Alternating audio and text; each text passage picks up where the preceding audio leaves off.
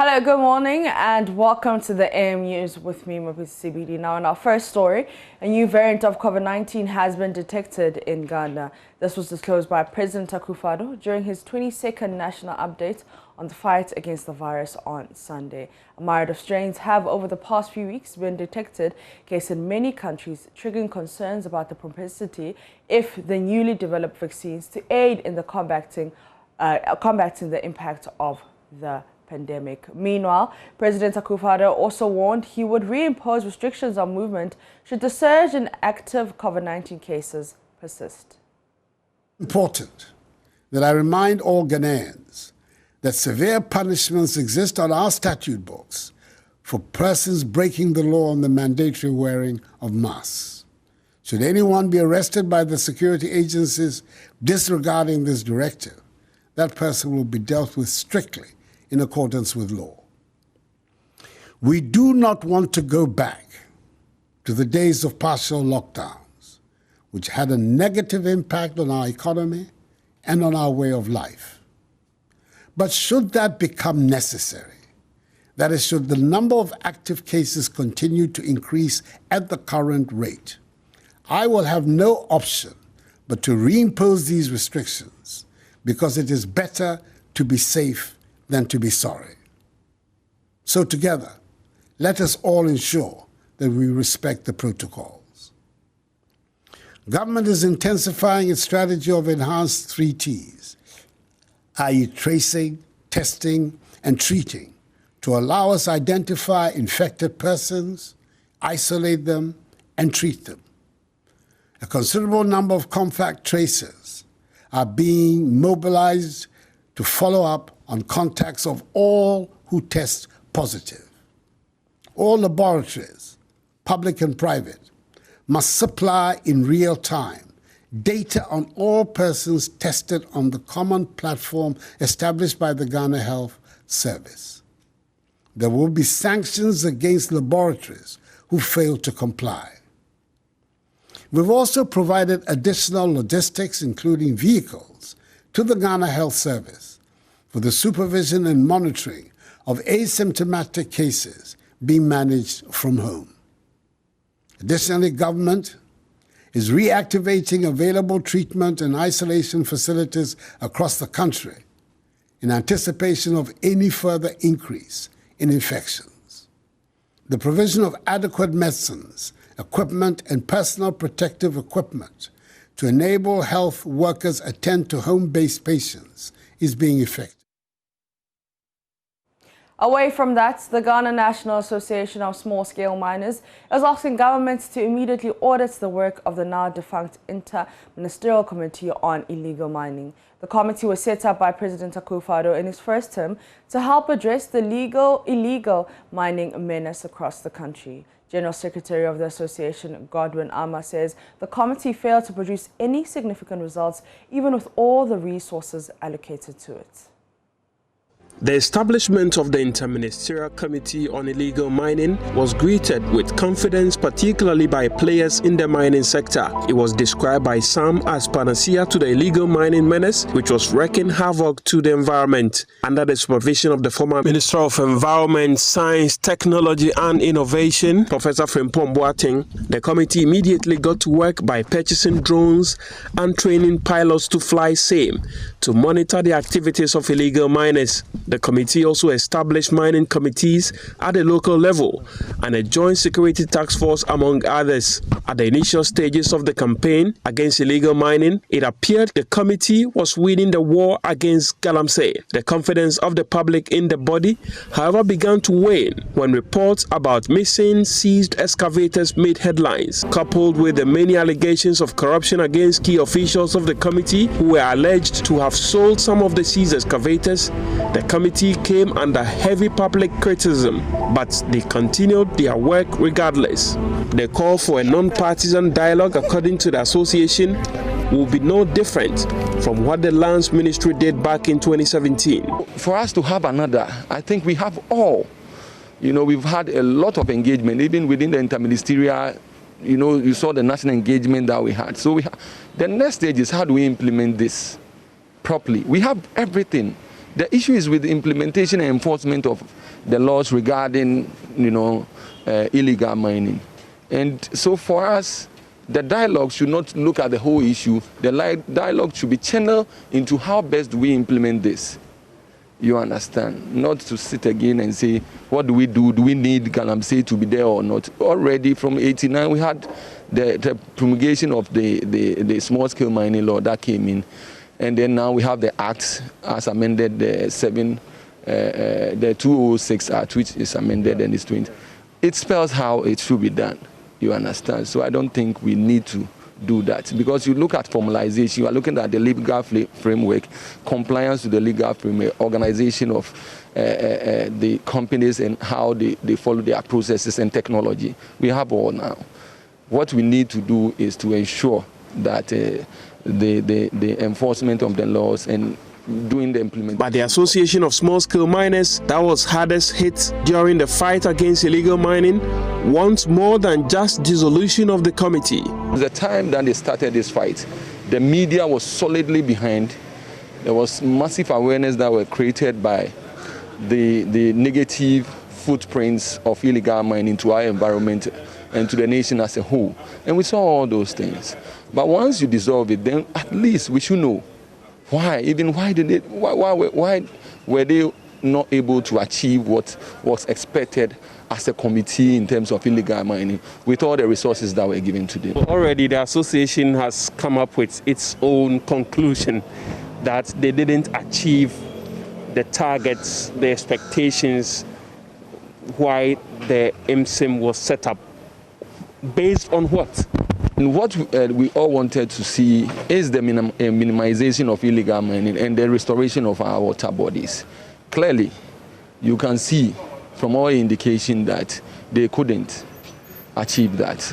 The rivers are more polluted, and then you see people living mining in the forest reserves than before.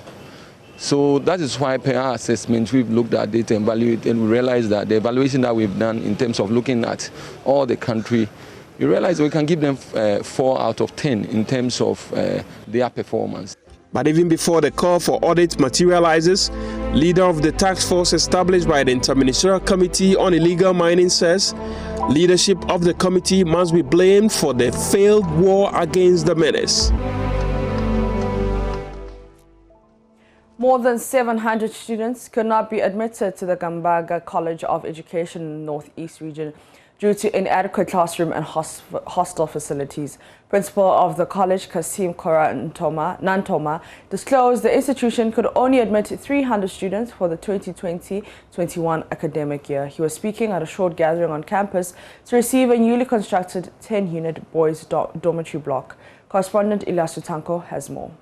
It's because of the infrastructure challenges. That is why we limited the number to only 300 students. Otherwise, there is even pressure as a principal since we started the admission process. Sometimes I find it difficult to sit in my office because parents, qualified applicants, Francino will knock at my door. Parents bring their awards. But unfortunately, we do not have enough space. The Gambaga College of Education, established in 2013 as the only and first education college in Mampurgu, has been faced with severe infrastructure challenge. The college, since its inception 9 years ago, has been operating in an old basic school compound where authorities only renovated the abandoned classroom blocks to admit its first batch of students. With the construction works for the main campus stalled, students are being compelled to stay far distant from the school and have to walk several miles daily to attend lectures and other learning practices due to inadequate hostel facilities. According to the principal, the construction of the 10 units boys dormitory block, funded from the school's internally generated fund, was an effort by the management of the school to deal with the acute lack of physical infrastructure at the college. At the beginning of last academic year, and somewhere along the line, we were promised that government was going to put up an emergency infrastructure project in colleges of education, and our college was earmarked to be given a hostel facility that can contain 600 students, and a lecture hall. But when we came back, COVID set in. And that informed because we're wondering when September comes and academic year is about to start and we're admitting students, where are they going to sleep? And that informs our decision to kickstart the building. The new dormitory facility, estimated to house nearly 400 students and constructed by the Didon's construction firm, was handed over to the chairman of the college council, Chief Dan Kolibila, who expressed worry over the inability of the college to admit more applicants due to the infrastructure situation. You see, every parents are calling, I've applied to your college and we are not getting admission. It is a very big problem. We are not able to take that much. That's 300. Almost 300. But it's over 1,000 or more still. People are there in the queue. But we have infrastructure deficit and we don't want to make the place overcrowded because we are not in normal times because of COVID-19. We say, look, let's do it small. Small is beautiful. Let's not rush into it, but let's take a moderate number, make sure that we are able to accommodate them and we can fly with them. Yeah, are you worried? Are you worried about it? I'm worried, but it's the situation that demands that. Some farmers are beginning to reap handsome returns from harnessing climate-smart agriculture in spite of changing climatic conditions. Joy News Mahmoud Mohammed Nuruddin visited some of the farmers and reports income levels have increased, though they're still facing some challenges. Haruna Adam Al-Hassan grows onions on a half-acre farm in Kwarugu, east of Waliwali in the West Mampusi district capital of the Northeast region. He hopes to start harvesting the 20,000 plants soon to make good money. A cursory observation of the crops shows they are doing well. Haruna does not irrigate them using the popular irrigation system. He has improvised his own watering can system with the use of jerry can, popularly known as Kufo gallon. He creates holes on them for easy watering. Okay, I've been farming for 4 years now, and how to water the onions is our problem. Some of us, we don't have machines to water it, so we decided to get the can like this. We'll cut the mouth here. This one that we use to fetch in the water, so that we then use a pin, put it on fire, and then create these holes, so that when we fetch the water and we to water, the hose will the hose will be all right to watering the onions. The system has not only helped him to avoid the high cost associated with drip irrigation system, but also enabled him to grow food despite the erratic weather condition and fatigue. Watara Zara is also using the improvised irrigation system to grow onions. Oh, do you want to firinya ko pon e to da mitiminya be 8 bars 7 bars. Last year I did 8 bars. Sometimes I could harvest between 7 and 8 bags of onions. Last year, I harvested 8 bags. We sold 1 bag at 120 cedis. If you are lucky, you could get more profit. I get tired when I want to spray my vegetable because I have to enter into the dugouts all the time. Farmers say they are encouraged to use things that are readily available in their environment to produce food sustainably.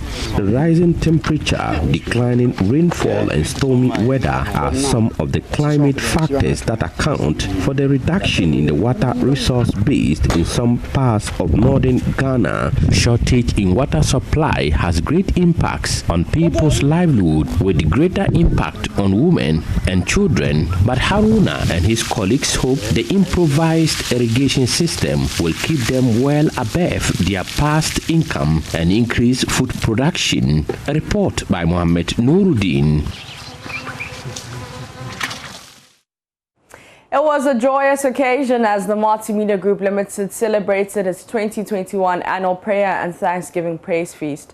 Workers, family members of employees, clients and friends of all the MGL family all came through together to celebrate God. At the event, General Overseer of the Action Chapel International, Archbishop Duncan Williams, commended the multimedia group for upholding the ethics of journalism as he admonished the team continue to be professional. Maxwell Agbaba has more.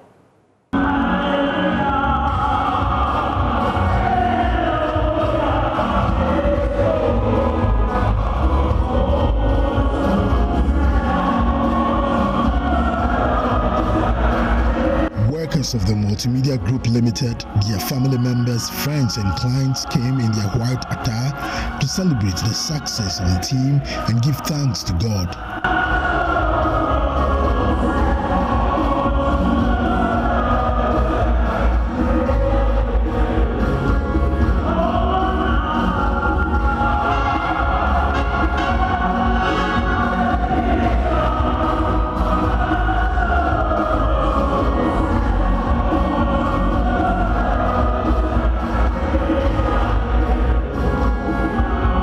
Archbishop Duncan Williams commended the Multimedia Group Limited for upholding the principles of journalism.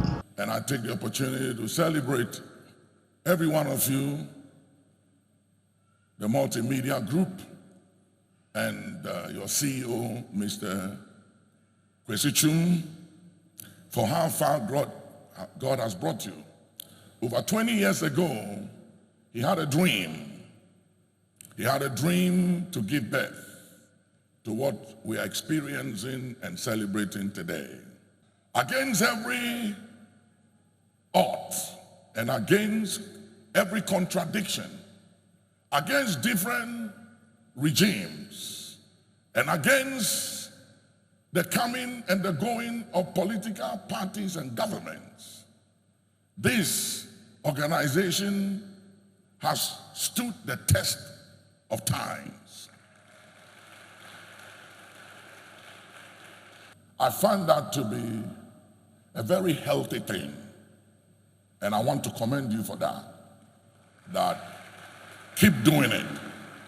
Your fairness, being fair in the way you've managed a lot of things over the years, you are to be commended, and I commend you of that and encourage you to continue doing the right thing. I know sometimes doing the right thing may be difficult, may be hard, sometimes it's painful, but keep doing the right thing. MGL CEO Kwesi Chum has been commending workers of the company as he led the team to thank God for his mercies. Who has the final say? Jehovah has the final say. In your family, who has the final say? Jehovah has the final say. In your marriage, who has the final say? Everybody. Jehovah has the final say. In your salary increase, who has the final say? Raymond. Everybody. Jehovah has the final say. Jehovah turn our lives around.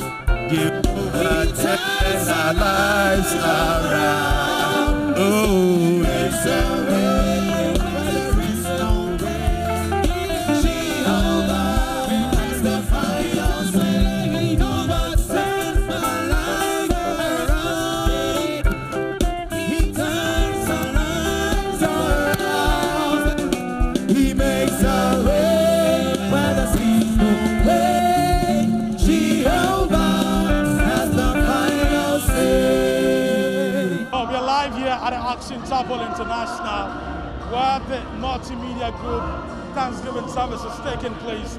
At this point, we have the CEO of the Multimedia Group, the General Manager of the Joy Cluster, and other leaders of the group taken to the dance floor now. It's a moment of praise and worship. My name is Joseph Logosu, Senior Sound Engineer, Multi-TV.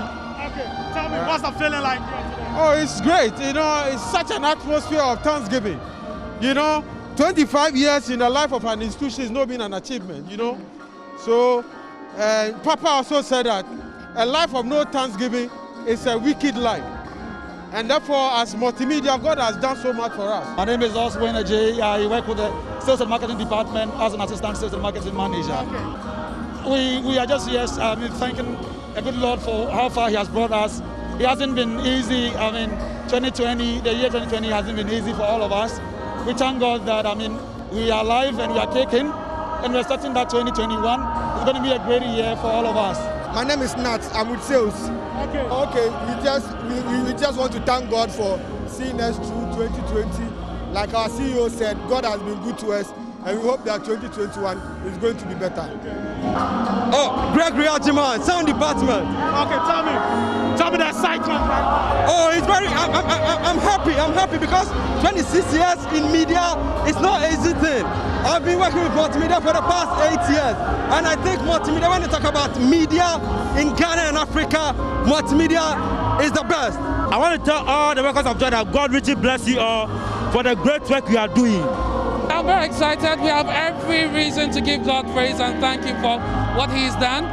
Some of us joined along the way, but it's been an absolute wonderful experience, and we are grateful to God. Right now, I'm here at the Dome, here at the Action Chapel International. The main service just ended. It's time to eat, and family members, clients, listeners, and all the people who are part of the big family are all gathered here at the Dome at the Action Chapel. And that's how we end the AM News here on the AM Show with me, Mapisa CBD. The show continues with Mama V and Benjamin.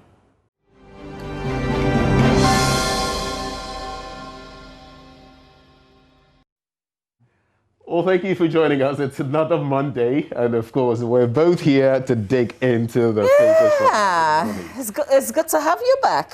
It's good to be here. I was just changing boyfriends, like I was just scouting.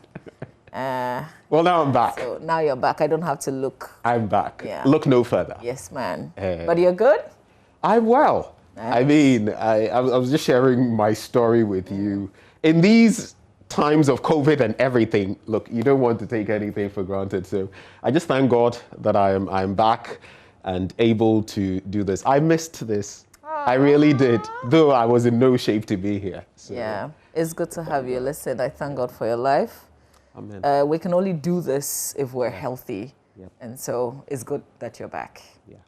Don't get sick. And let me just say, everybody out there, take care of yourself. Because yeah. Now, I was sharing again before we came on air, the number of cases, COVID-19, and people succumbing. It's just, I mean, now almost every day, I hear of someone close, someone who is known by a friend's relative, a friend's friend, going. And I'm asking myself, what exactly are we doing? The president yesterday, like I was sharing, sounded a bit frustrated, with everything. And again, look at our institutions and what is happening there. The techs, the Legons, and the new students, and the sort of activities. If we keep on like this, I mean, don't let it happen to you before you start, screaming or talking about why God failed you. Don't fail yourself. That's the little I'll share with you. Okay, let's have Joseph Opoku Gakpo join us via Zoom. Let's say good morning to him. Let's see your handsome face, Joseph, if you're on. Mami, good morning. Oh, there you are. Good. Are you okay? Did you sleep well? I'm good. I'm good. I'm good. It was a long weekend, but I'm good. Nice. It's been recovering from, has he recovered from COVID? I was almost going to say that. He didn't get COVID, but the way he was sounding. I did make it clear that it wasn't. Okay, so when you have the likes of Joseph Opoku Gakpo, Joseph, how could you do this to me? So please, even this morning when I was posting on social media, I said I'd been through a harrowing experience, but not COVID. I had to underline it so people don't get any idea. No, but to be fair to him, because you linked it to COVID, it wasn't so clear. Okay. So mine was not COVID. Something also a bit nasty, but not COVID. COVID. We still thank God that you're back and welcome back. Thank you, Joe. Are you in Parliament? Oh, how? You know, that's exactly what came to mind. I was beginning to wonder whether it had rubbed off you as well. You know the most interesting of all the stories that I heard last week over the MP showing up as early as 3 a.m. Our good friend, the information minister, the former information minister and MP for Fasia Irebi, Kojo Ponkroma, offering the explanation that showing up in Parliament at 4 a.m.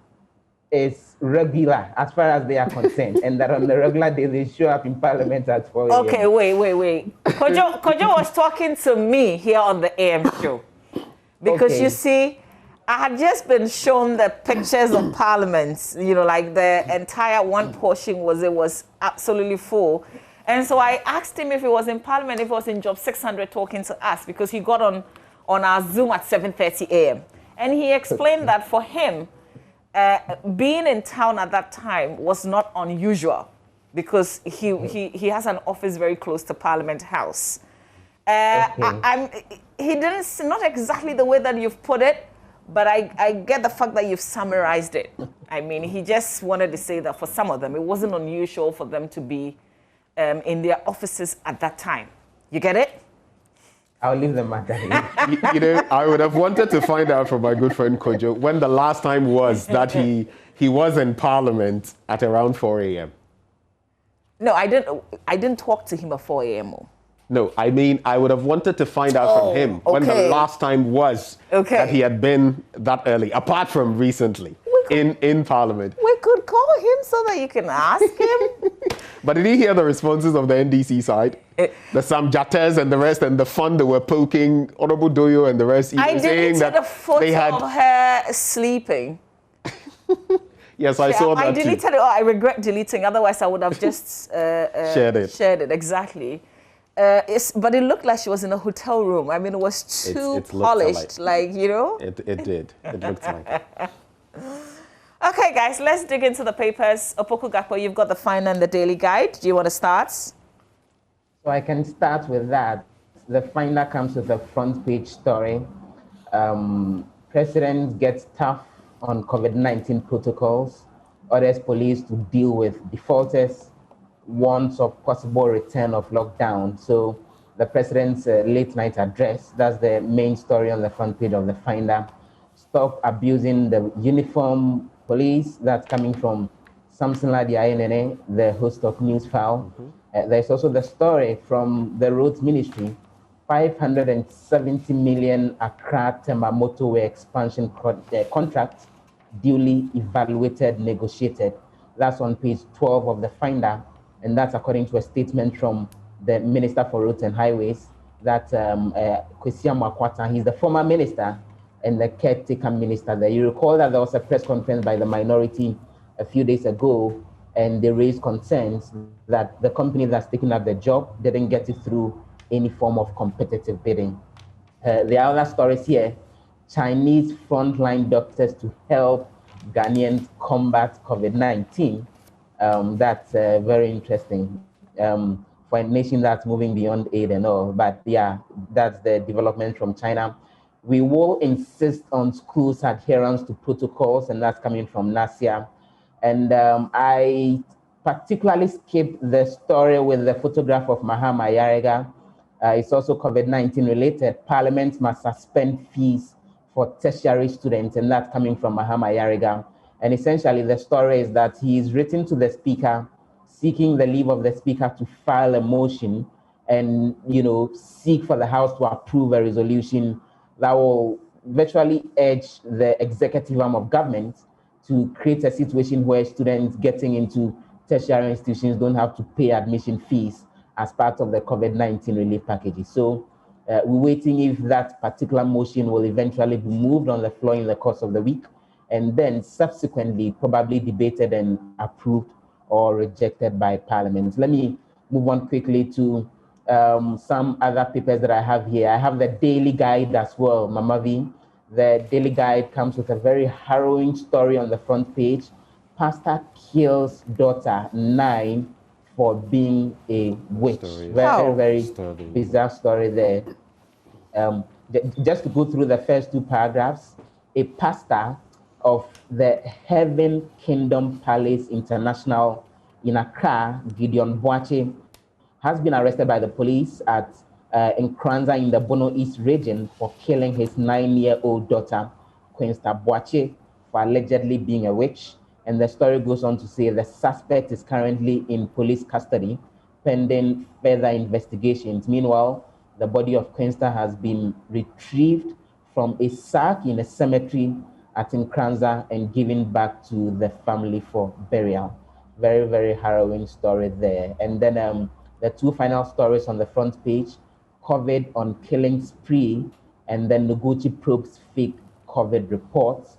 And then there's a story about Parliament approving the ratio for various committees that will be established in the course of the week. And they are working with a ratio that says 138 for the NPP plus for MENA, which constitutes the majority parliamentary group, and 137 for the NDC. So when they set up the very first committee, which is the Selection Committee of Parliament, we saw a situation where, with regards to the numbers, there are 20 members on the committee, the speaker is out, the rest of the 19, the NPP and Fomena constituting the majority parliamentary group has 10, and the NDC has 9. And looks like that's how it will run through as far as the rest of the committees are concerned. Yeah, and just picking up from the pastor who's killed his 9-year-old daughter. So apparently a senior pastor of his church, the church that you mentioned, identified this little girl as a witch and said that the father, who is also a pastor, should beat her up, I think between 1 a.m. and a certain time, so that after a certain period, they will cast out the demon in her. And so that's what he sought to do. And if you read it, you know, the paper puts it properly. Gideon foolishly carried out the act and in the process murdered his daughter in cold blood. And when he did that, he put the dead body of his own daughter in a Ghana must go bag. In a sack. And left it in the cemetery and just traveled back to Accra. I mean, this just horrified me. I've followed part of the events, but this morning, this gave further insight into the matter.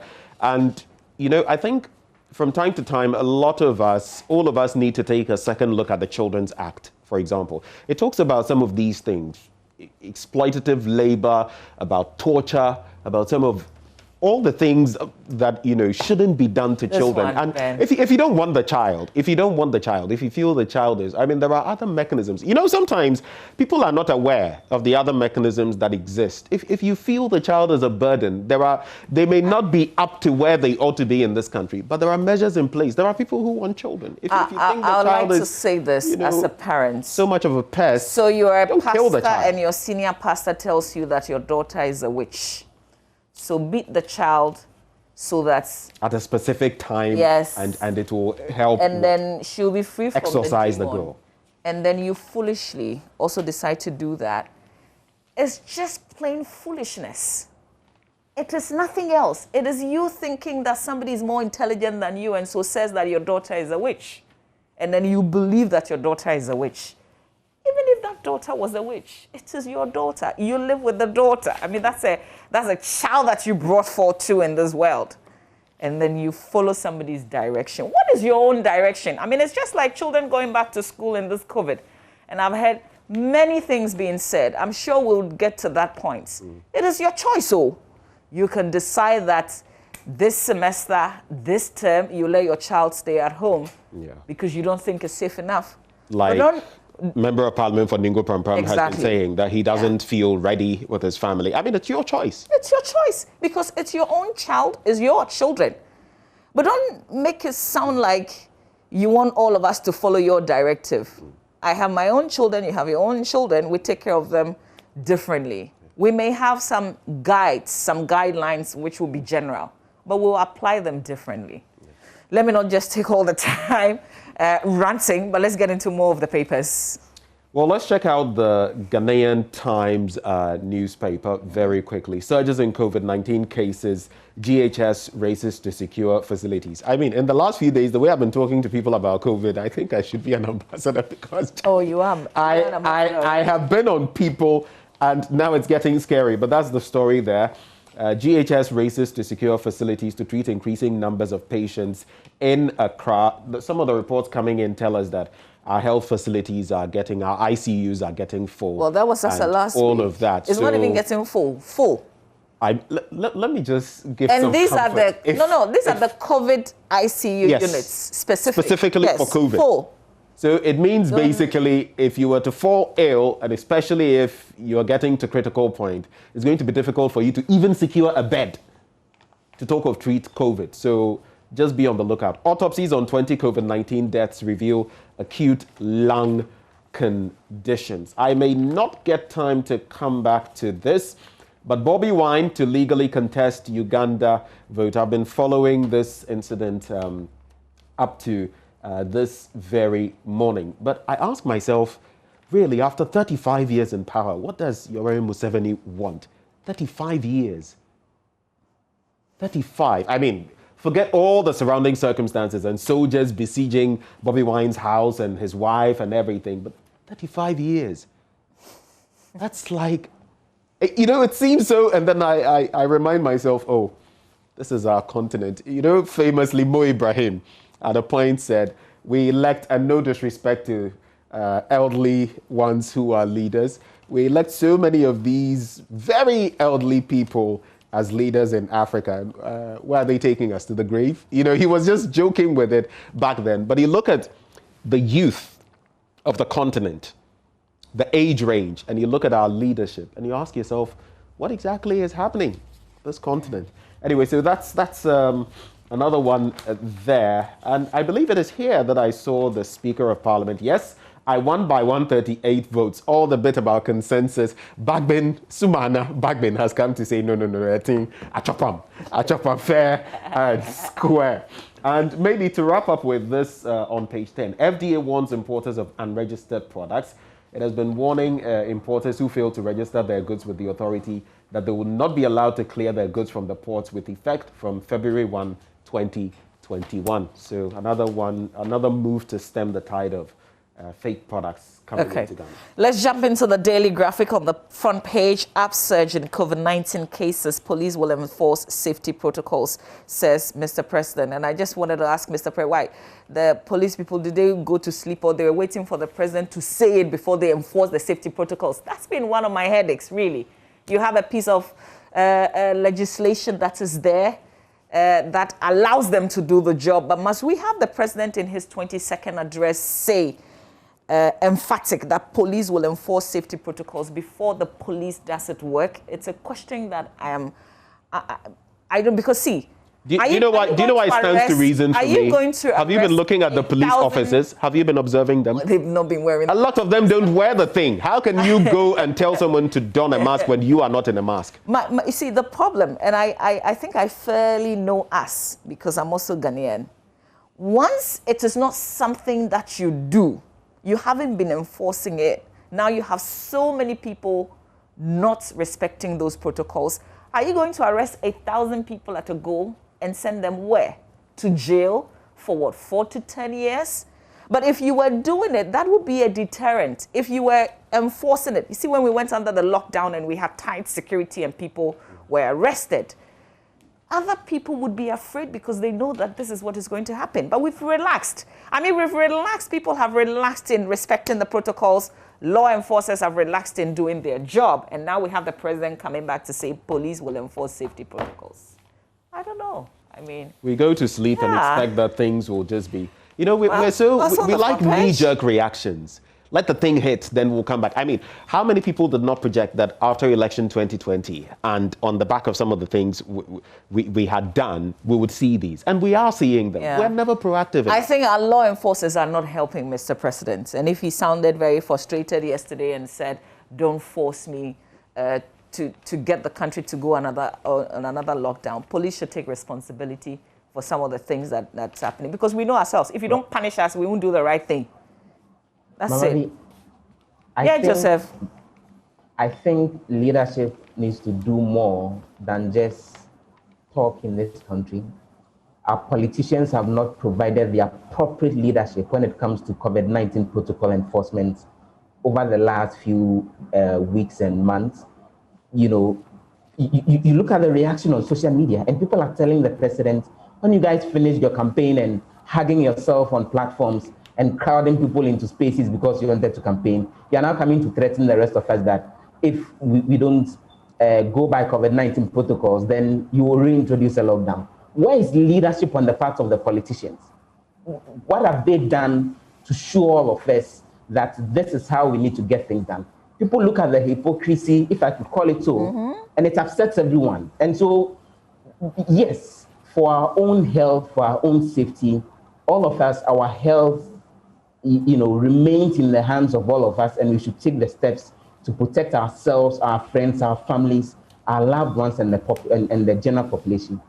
But leadership must do more than threaten people and warn people and caution them about existing laws. They should show real leadership in terms of how things should be done in this country. And that becomes a basis to then demand that the populace do same. Absolutely, right on point. Let's do the center spread of the daily graphic. Congestion at bus terminals following reopening of schools. I was in Makola on Saturday. Oh my God. There's a popular place where people will buy school uniforms, as in the fabric to sew. It's called Abinawa Hub. The queue was like from here to Makola, I tell you. And I forgot, actually. You know, usually in January, we don't buy things like the way we buy things like in September, where you are changing uniforms, where you're buying, snack bags and things like that. The whole cycle took even some parents by surprise. Because it wasn't expected. Yeah. So suddenly I realized, hey, Mama V, you have to buy this. You have to buy this. You have to buy this. And I had only Saturday to just do that. And I think some parents also went through the same thing. Yeah. So it's been a bit hectic. For some of us parents. I know there are some other parents who say, oh, for the first week there, my children won't go. I want to wait and see how other children fare. But in the first week, that's the reality. Then I'll send my children. But listen, this is what I have said. I know quite a number of people have said that. So first week will actually be a good time for me, I am thinking. And I think that I have faith in my school. That's what I'm thinking. Because even before the reopening, they had very strict measures in place, and they're going to follow that. So I'm pretty confident. And you have to teach your children some basic things. They have to go through over and over and over again and keep asking them, do you remember what Mommy said? Can you go through them? But I thought I would share. I think when they return from school, you have to be getting them to absolutely give you feedback, especially for the very little ones, the little tots. Who, as for them, my heart. When I imagine them doing it, because they are in the group that, oh, look at my mask, and they are sharing it already. So this is what I learned whilst I was packing for my children yesterday. You need extra mask. I know some of the schools have said they will provide masks, but I think that we shouldn't be heavily reliant on them. So you need to pack extra mask, at least 1 or 2 if you can. And you have to label the mask. You have to label the mask. So I got this plain zip bag, and I labeled it, have their names on it, and I labeled the mask as well and put it inside. Show them where it was. Said that if you go to the washroom, for instance, and the mask falls off, don't take it and wear it. Just go back to your bag and take a new one. And then you need those small hand sanitizers. You also have to label them as well and put them in the bag. Show them how to open it and close it. Because around this time, you don't need them to get help or support from other persons to do it for them. So those are, the 2 things that I thought I would share. And then if you have any underlying condition, if your child has asthma or any other thing, you need to put the appropriate first aid kits in the bag. So if it's an inhaler that you use, because they have asthma, make sure that you never ever forget it. Put it in a place where they will know. And the school must know. Inform the school. The school must know. The school must know. Some of the parents do not discover what their children have, because when you start school, the forms they give you, you have to disclose all your conditions. Please, if you skip that portion, around this time, you can't keep it to yourself only. You have to let the school authorities know, the class teachers must know, and then they must know what to do when something happens. Yeah. On the bit about the school uniforms, you know, this just reminds me when that part of Kantamantu got burnt that I went into, I think that has also contributed to, because I don't think it is back up yet. So all the pressure would be on other locations where these school uniforms and sewing and all that goes on. It just came to mind when you were talking about it. The thing about Abena Wahab, though, is that you can get every kind of uniform. So if it's a private school or if it's a government school, all you need to, once you get there, just mention the name of the school and they will get you the uniform. So it's a very reliable source. I see. Yes, and a lot of people know it. And so what's it called again? Abena Wahab. Yes, the place is always busy. And the sort of interesting the queue was so long and winding. I was like, oh my God, if I was sewing uniform, would I be in this queue today? Yeah. Anyway, for me, I mean, just to stress the Daily Statesman, President hints of another lockdown, and that is if, I mean, we refuse to do the right things. Maybe it would have to be compelled to do the right things. But if you check out page 13, so coronavirus, when you check out some countries, Israel, out of every 100 people, 25 getting the dose, United Arab Emirates, 15.4, UK 5. It goes down there. We're still praying that at some point, you know, the Ghana Medical, the GMA in recent times, the Ghana Medical Association, has been talking about the fact that we need those vaccines sooner rather than later. It remains to be seen how soon we can get them, you know, in our part of the world. South Africa and others already working with vaccines. But I have a birthday wish, but let's wrap up here and then we can get into some of those details. Joseph. Ben. I believe you're still with us. So before we wrap up and leave you out of this, do you have any final stories or any thoughts to share before we wrap up? Just wanted to ask what Parliament up to today. I love the Speaker's speech. It was fantastic. And I posted on Facebook. What did he say? He said, I'll remember. So you have some choice ones from... Yeah, there was a specific... no, something like my life is not my life, but just if you tell us what to expect, I'm going to pull that majority group floor. What should we expect from Parliament? so the House is actually not sitting today. They're resuming sitting tomorrow. On a regular day, Parliament sits from Tuesdays to Fridays, except there is piled up business, and then they sit on Mondays. So today is not one of those days. Funny enough, when First Deputy Speaker Jose Osu adjourned sitting on Friday, he adjourned sitting to 2 o'clock Tuesday. So 14 hours GMT on Tuesday, not the regular 10 a.m. On Friday, for example, they said they were coming at 10 a.m. and they eventually showed up around, 12:30 thereabout. This time around, the sitting was adjourned to 2 o'clock. And when the First Deputy Speaker was adjourning to 2 o'clock in the afternoon on Tuesday, then he asked the majority leader. This is obviously in pursuance of an earlier conversation that had happened with the speaker, right? And then the response was that yes. There's been that conversation about whether it's not yet time for them to move the sitting of Parliament to late afternoon, so that then they can say that those who are ministers and all and committees can go ahead and do their meetings. Those who are ministers can work in their ministries in the morning, committees can do their meetings in the morning, so that plenary starts sitting from around 2 o'clock. I don't know if they are beginning to implement that, but tomorrow 2 o'clock the House would sit and then we'll see what's there. There's been the list of members of the selection committee who should determine the membership of the various committees. That's been brought to the House. It was laid on Friday. The document will be approved on Tuesday, and then they would go ahead and set up all the rest of the committees. Okay. My destiny is in my own hands. That's what I wanted to quote from Speaker Alban Bagbin. Anyway, so to wrap, I just want to celebrate a very special person, a friend, a sister, Gladys Oredu, one of our very own channel managers, Joy Prime, and Ayan Simbebre. But Gladys, we celebrate you. Very happy birthday to you. God bless you. And we thank him for the many blessings he's brought to us through you. God I would have sung a happy birthday, but they will close this channel if I tried. So happy birthday to you, Gladys. All right. Joseph, have a good day, okay? We'll see you tomorrow. Have a good day. Have a good day, Mama. Yesterday was Evans Mensah's birthday as well. The headmaster, Evans Mensah. Yeah. What did you just say? Happy birthday. The what? The headmaster. The headmaster. Okay. Headmaster. Evans Mensah. This is where we wrap it up for the news review. Sports is up next. Thank you for staying with us. Tuesday.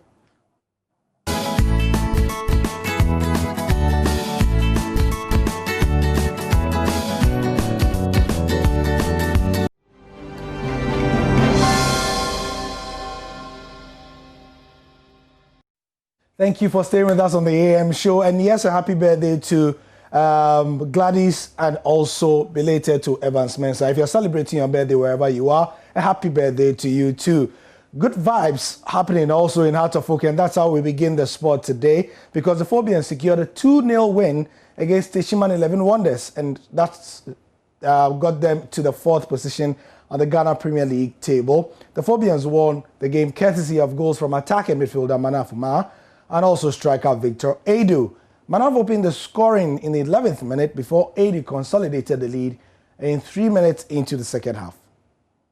As 11 Wonders come up against the Phobians on the backdrop of a 3-1. Jones Akubiem. Fatau on the right. Lovely shimmy, sends a left-footed cross. Header in by Afutu. It goes just over the top.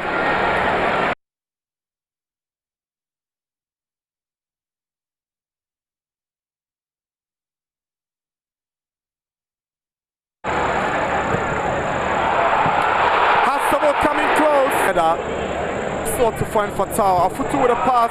Daniel Barnier beaten to the ball by Anderson. Hatsabo trying the first goal. Manaf Umar has broken the deadlock. 11 minutes and Hatsabo lead by 1 goal to the goes past Fatau, sends the cross, cleared away by Obuka. Kati, now here is Salifu. Samuel Boache. He's up against Fatau and Obuka. Goes past them. Good save, Richmond Ayi. That was some brilliant technique from a cutback and it's cleared away by Amankwa. Dechi to Fatau Mohamed.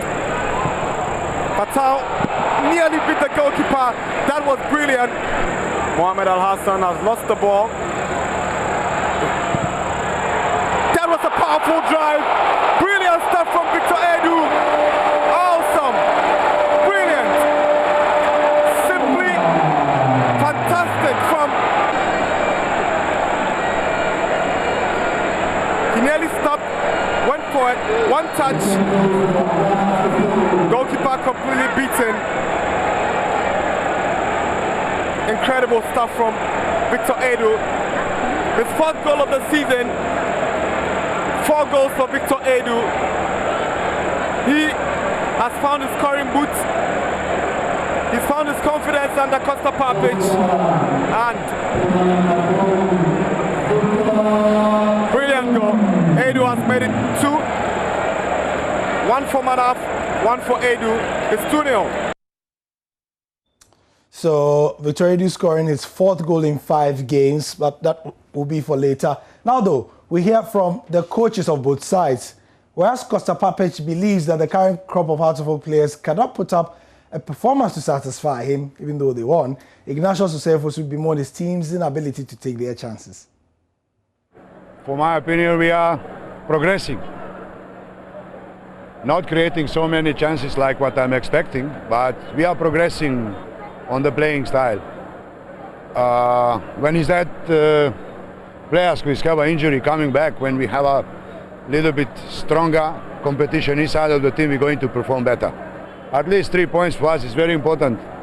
Do we catch those who is up? How much is this match important? We will know before the end of the season. Very important for us in this crucial moment, and I'm very happy to get it. Are you impressed with the performance of your boys? I've never been impressed. Don't ask me that question. They're not going to satisfy me, never. Probably, it's a game for me. The home team took 2 of their chances they got, and we did not take our chances. It's part of the game. We knew how they would play. we allowed them play. They were just passing the ball in the midfield. Not too much, not too many chances they created, but it's part of the game. Goals decide the match. If you don't take your chances, it comes back to haunt you. What would you say accounted for your loss?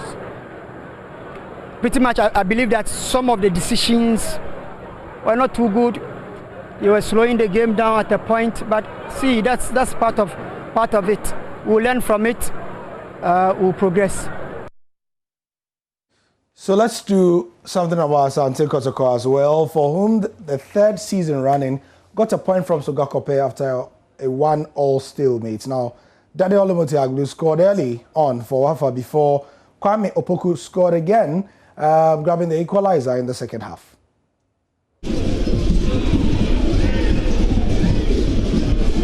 Kani goes past his marker. He goes past through, lays on the pass. Wafa looking good on the ball, but eventually all the work done by Enoch Subanting came to naught as Gama takes over for Kotoko. Lays on the pass, gets himself out of trouble, finds Imoro, who sends the ball all the way back to Razak. Interestingly, Kotoko come to the Wafa Park with 100% record, not having lost a single game away this season.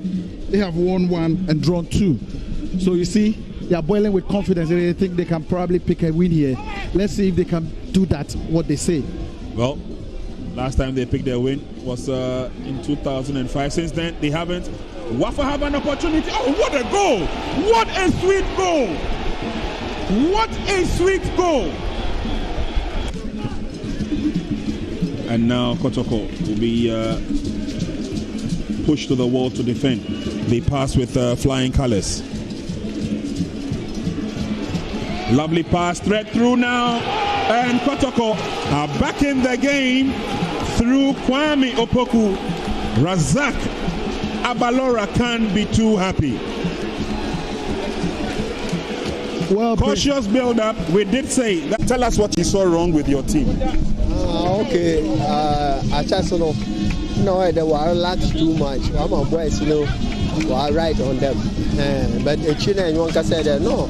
Mama, yeah, the academy no boy. So you don't know about now. You win the ball.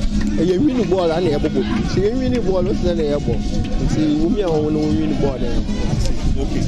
But after match way, your next assignment or your Cape Coast, you have an outstanding game against Ebusian Wolves. 1-1 draw, a better preparation for Wednesday's game, Anna. Yeah, because you draw, draw, Elsewhere, Liberty Professionals and Inter Allies lost 2-1 and 2-0 respectively at home to Ebusian Dwarfs and Great Olympics respectively. We hear and get some reactions from there.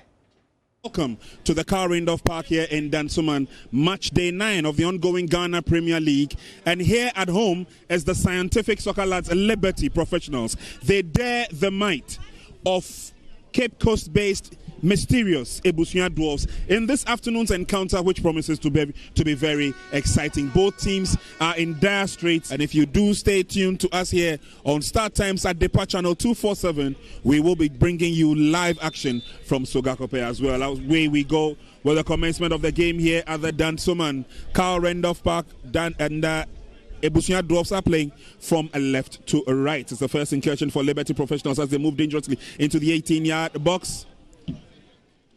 To the near side, it comes to Captain George Anson. And a quick recovery by Ebusian Dwarfs.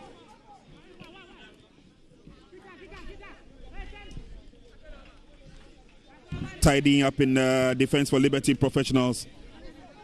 Kwame Paul, ball comes back. Strong heading duel there. Ball is eventually put on the ground. An eventual free kick is taken. Nothing came out of it, but the shot is fired on target by Simon Mate. Nothing coming out of it. Look, I've not seen that play we are all excited about. I'm on the spot and I think he's given a penalty. The referee blows his whistle. 1, 2, 3. That's very, very easy. Abraham Wayo, trademark penalty. Easy does it. Liberty are 1 goal up. Well, Liberty are still undefeated here at the Car Rindolph Park.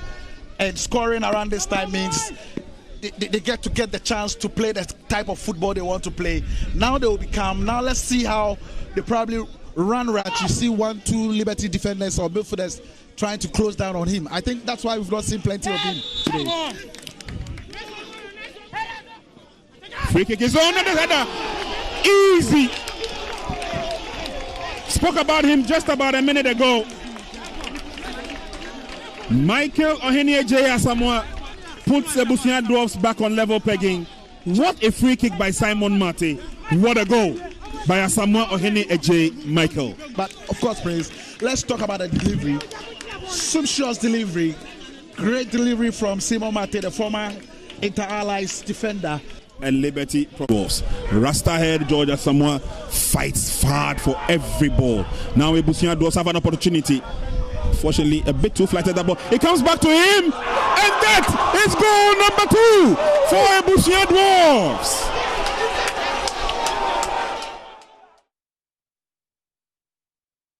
So what does this all mean in terms of the table? Good matches this weekend. Friday, Saturday, Sunday. Karela United beats Chelsea by 4-1, takes them top of the table. Bichem United in second, and Ash Gold in third, Hearts of Oak in fourth, Olympics fifth. Great times for Accra Great Olympics here. Sixth is Wafa, seventh Asante Kotoko, eighth is Eduana Stars, ninth Mediama, 10th Sharks, 11th Dwarfs, 11 Wonders 12, 13 is Liberty, 14 Dreams, 15 Brekum Chelsea, 16 King Faisal, 17 Inter Allies, and 18 Legon Cities, who lost again yesterday. So in terms of the top scorers, Daniel Lomote scored yesterday. Kwame Opoku also scored, taking them to 8 and 6 goals respectively. Diawisi Taylor of Karela scored a couple to take him to 8 as well. And we have Yahya Mohammed also scoring. So all the top 4 scorers of the league were on target this weekend as well. Yahya Mohammed with 5 there.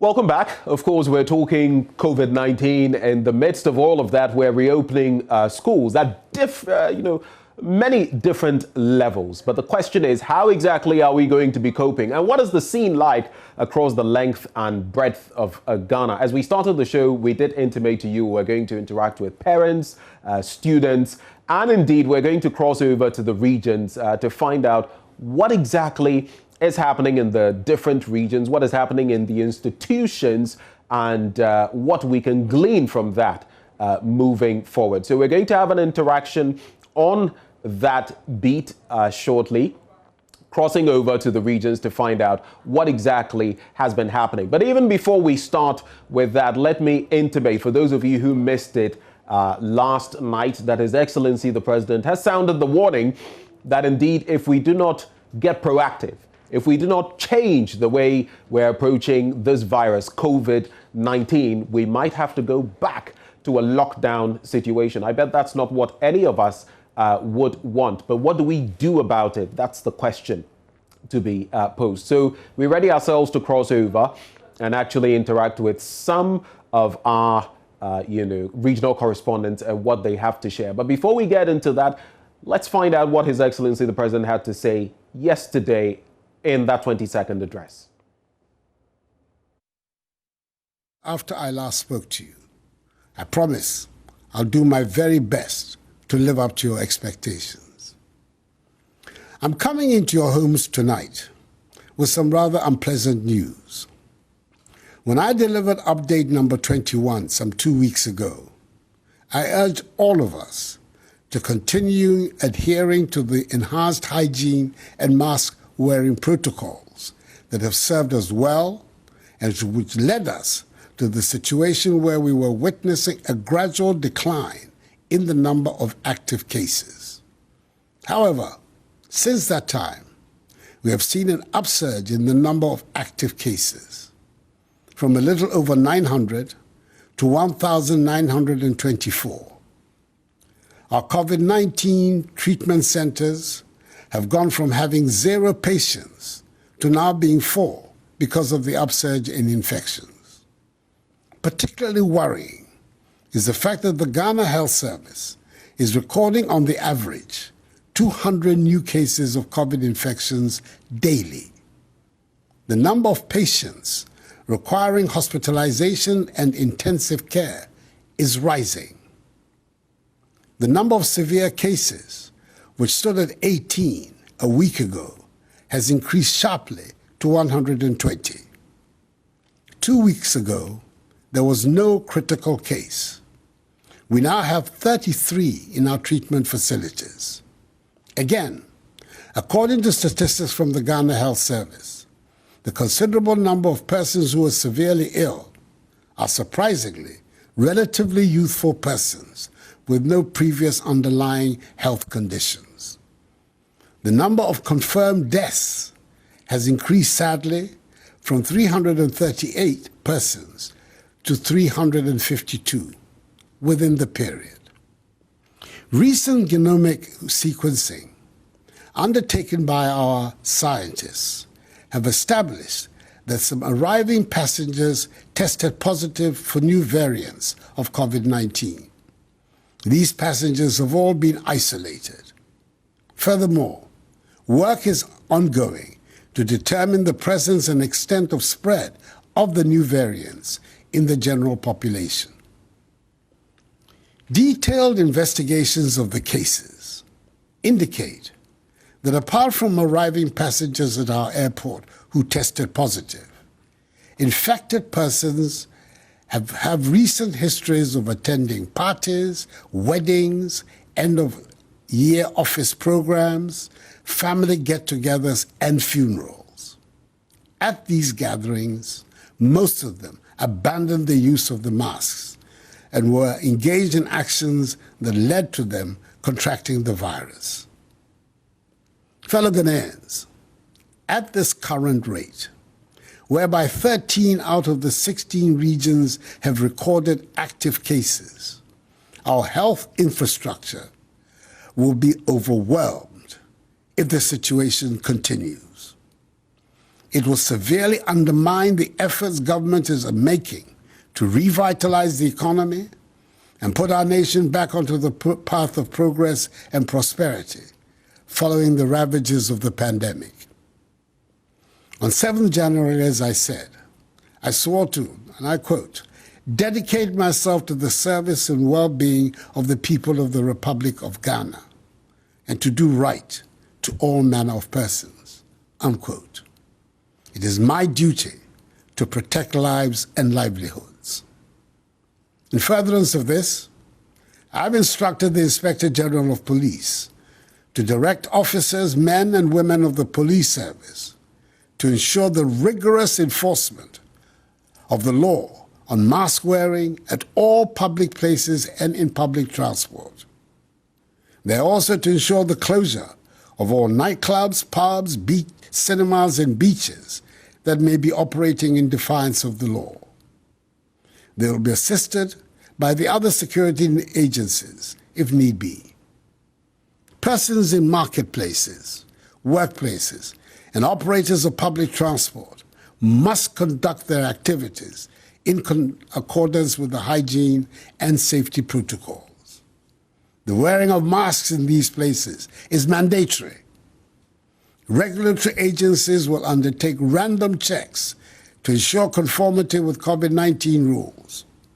Should any facility or institution fail to comply with these directives, its activities will be immediately prohibited and appropriate sanctions applied. It is important that I remind all Ghanaians that severe punishments exist on our statute books for persons breaking the law on the mandatory wearing of masks. Should anyone be arrested by the security agencies disregarding this directive, that person will be dealt with strictly in accordance with law. We do not want to go back to the days of partial lockdowns, which had a negative impact on our economy and on our way of life. But should that become necessary, That is, should the number of active cases continue to increase at the current rate, I will have no option but to reimpose these restrictions, because it is better to be safe than to be sorry. So together, let us all ensure that we respect the protocols. Government is intensifying its strategy of enhanced 3 Ts, i.e. tracing, testing, and treating, to allow us to identify infected persons, isolate them, and treat them. A considerable number of contact tracers are being mobilized to follow up on contacts of all who test positive. All laboratories, public and private, must supply in real time data on all persons tested on the common platform established by the Ghana Health Service. There will be sanctions against laboratories who fail to comply. We've also provided additional logistics, including vehicles, to the Ghana Health Service for the supervision and monitoring of asymptomatic cases being managed from home.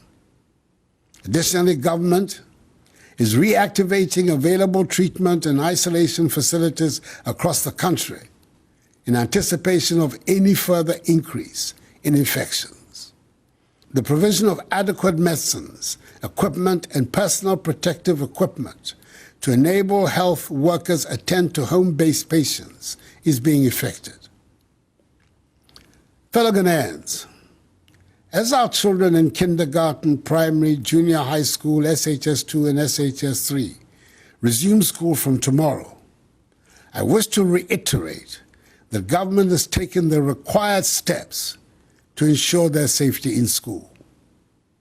Heads of institutions, as well as their teachers, have undergone the requisite orientation on guidelines for school reopening during COVID-19 to enable them assist with compliance of students with the protocols. I've been encouraged by the preparations being made by many schools, in some cases with the support of their old Students Association and PTAs, in anticipation of the return on Monday. On our part, government has also undertaken the fumigation and disinfection of schools and the provision of sanitizers, masks, liquid soaps, Veronica buckets, rolls of tissue paper, face shields for learners and staff with hearing impairments, and gloves for caregivers and attendants to schools across the country. All senior high schools have been mapped to medical facilities across the country so that any outbreak of the disease in any such school can be duly contained. Suspected cases in primary and junior high schools will be managed by district health teams through the school health program and the COVID-19 rapid response teams. The world is facing a learning crisis, a crisis that is further worsening inequalities in access to education.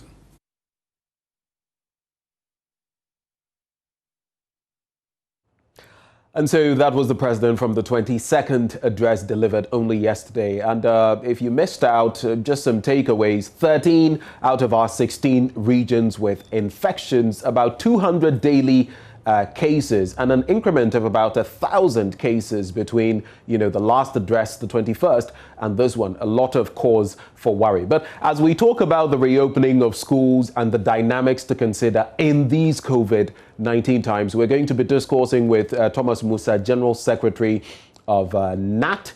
He joins us for a conversation. We also have Philip Boateng Mensah, President for the Conference of Directors of Private Pre-Tertiary Schools. Now, they have quite a list of issues that they would also, like to bring to the fore on the back of the reopening of schools. Gentlemen, a very good morning to you. Thank you for joining us on the AM show. Good morning. Great. So let me start with you, Mr. Musa. As we talk about going back to school, the matters to consider are many. And let's start from the preparedness of the institutions so far from what you've seen? We've been given assurances by the president, by, various bodies that indeed we will be ready today. But from what you've seen thus far, what is your perspective on this matter? Thank you very much. And good morning to your good self, your viewers, and to our teachers and together with the students who will be going to school today. I think that it's very, very important that we've been discussing these issues for all this period. And today is the day that they are going to school. In fact, I am preparing to visit quite a number of schools to see what is happening. And so we are hoping and believing that all the things that we had discussions on and the protocols that we were told that will be put in place, coupled with what the president said last night, it is our hope and belief that we will ensure that the school environment is secured, that the teaching and learning environment teaching and learning can go on smoothly. And I was really excited about the tough way the president spoke last night, telling us that we are not yet out, things are getting bad, but if we go back to do the right things we were doing in the past, if we go on to them, all things being equal, we'll be safe and the schools can go on without any challenge. Because anything that happens in the school will certainly affect parents, old men, old women, and children back home. So we need to ensure that all the preparations that have been put in place today must be put into practice. So I'll be going around to check, and I want to believe that the things that we are told, we will see them happening. That is what I want to say for now.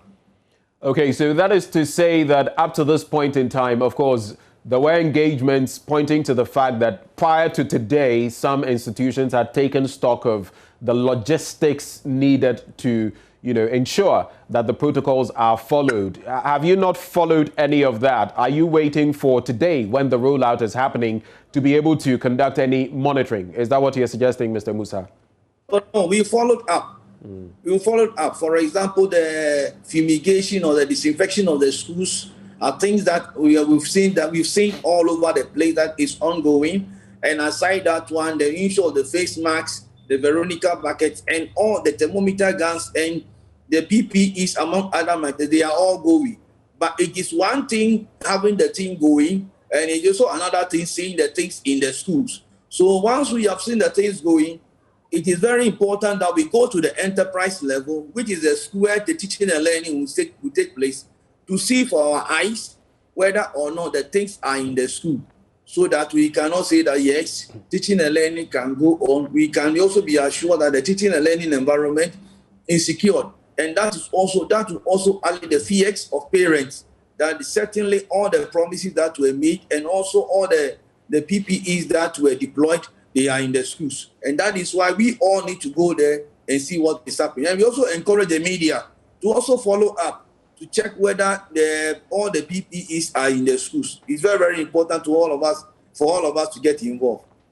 And that is going to be a collaborative work that we're going to be doing together with you to ensure that indeed the right things are done, and where there needs to be, some exposés on the wrong things being done, that those are also brought to bear. But before I move over, let me just come back to you, Mr. Musa, on this beat. How prepared are your teachers, the Ghana National Association of Teachers? How prepared do your members feel ahead of this? I'm not just talking about, having access to what is needed in these COVID-19 times. It's been a while since some of them taught. What are the sort of preparations emotionally, physically, in terms of the coursework, in terms of the syllabi? How prepared are your members for this reopening? Please, can you repeat? The line was breaking, so your membership, the Ghana National Association of Teachers, I just want to find out from you, how prepared are your members so far? I've heard pockets of complaints in some quarters about not enough engagement with regard to this reopening and all of that. How prepared are the teachers, those who are going to be delivering training as they go back to school? Our members are fully aware. Regarding this, as for the challenges, I've told you already, it is one thing telling people that we are going to deploy the PPEs. It's another thing also seeing it in the schools. Right. And so informing them, they are well informed. But regarding having the things in the school, that is why we are acting. We ourselves, we need to follow up to check whether the things are in the schools. And if the things are not there, certainly we need to bring it to the attention of the duty bearers. That look, we cannot take this thing for granted. Rightly so, like the president said, that we all need to take the measures to ensure that each and every one is safe. And so the duty bearers will certainly have to be called upon. Wherever we go and we see that, look, the PPEs are not there, we will call upon the duty bearers. And so do we also ask the media and all stakeholders, let us all take interest in this. It is not an issue where one person will get it done. No, let us all get involved. We are talking about life and death. It could be your mother, it could be your father, it could be your sister. Look, the child going to school, you might not be directly related to that particular child. But if the child goes to catch the COVID and bring it, if you listen to the testimonies of people, it is one way or the other. They got into contact with somebody and suddenly they got it. Some of them have died. Some of them are in an intensive care unit. That is a challenge. So we need to ensure that we leave no one behind. Let us all ensure that the schools we go and I suspect there might be a problem once more with the line of Mr. Musa. We'll try to reconnect with him via Zoom. Was I hearing you wrapping up, Mr. Musa? Well, it appears the line is frozen a bit. But let's move on to interact with Mr. Mensah, President of the Conference of Directors of Private Pre-Tertiary Schools. Now, you've come out with a statement, and in it you talk about a number of things, the hindrances facing you, the private enterprises, who also have to reopen at this point in time. You talk about the financial burden and all of that. Now, why exactly do you feel aggrieved? Was there not sufficient consultation as far as your grouping is concerned? And what are your peculiar grievances that you want to highlight in this release? All right. Thank you very much. Grateful for your time and good morning to your listeners. Yeah, I think point of correction here, we are not aggrieved. We are not aggrieved. We are very well prepared for the reopening. And we really appreciate the statement that His Excellency the President made, that, you know, we all have to be careful, okay? The issue that the statement seeks to address is the complaint that is on the airwaves and in town, that school fees have been adjusted upwards, and there is so much hue and cry from parents. That is the issue that we want to provide some highlights or kind of education for parents to appreciate. Because, like we all know, with COVID, things are not going to be business as usual. Schools have closed for about a year, and with the reopening, and for private schools, there is so much need for funds to ensure that the necessary protocols to ensure safe school environment for teaching and learning are instituted. This calls for money, and the private sector business operator doesn't have money elsewhere than from the school fees. Even if, having closed down for about a year, you raise some loans to do that, you would have to repay. And this will call for readjustment of fees. Okay? So all the things that need to be done to ensure safe school environment are the basis that informed the upward adjustment of school fees. So we are pleading with parents to bear with us. You know, some parents have kind of, you know, have had it rough with their schools, that they were not consulted. And that is a bit baffling, because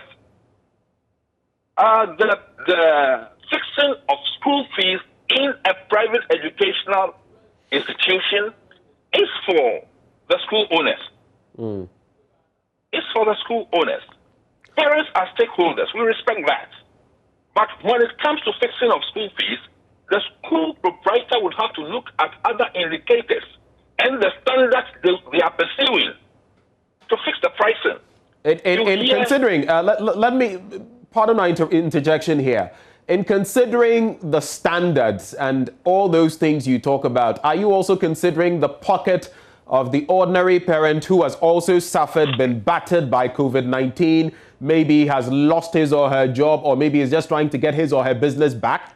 Are you considering all of that? Because I have seen some of the fees from some institutions, I cannot mention which ones, and they are on the high side. And some parents have reached out to, us complaining, lamenting that these are too high, especially as we still are in the midst of COVID-19. Are you taking stock of that as well? Yeah, thank you very much for raising this point. You see, your question is just like asking a five-star hotel, okay, to reduce its price and standards to meet the pocket of customers because we are going through hardship. Every private business operator has an objective. You don't lower standards because things are bad. You want to maintain your status quo. Okay? So in that process, let us all understand that in that process, you may have to, if your pocket is not good, you may have to look elsewhere because you no longer would be able to meet what you would have wished for. For example, if I am sleeping in a five-star hotel, that has been my regular routine, and things have changed, I cannot go to the hotel and tell them that things are bad, so review your prices. I need to look elsewhere. And in fact, my brother, let me tell you, government in its generosity has brought down school fees in the public schools to capitation level. You virtually pay nothing. So when things are bad, and you insist that the private school operator who has a subjective and standard set for those who can afford should bring it to your level because things are wrong for you, then you are begging the issue. I hope you get the point I'm making. So the issue is not about considering that people are not fine.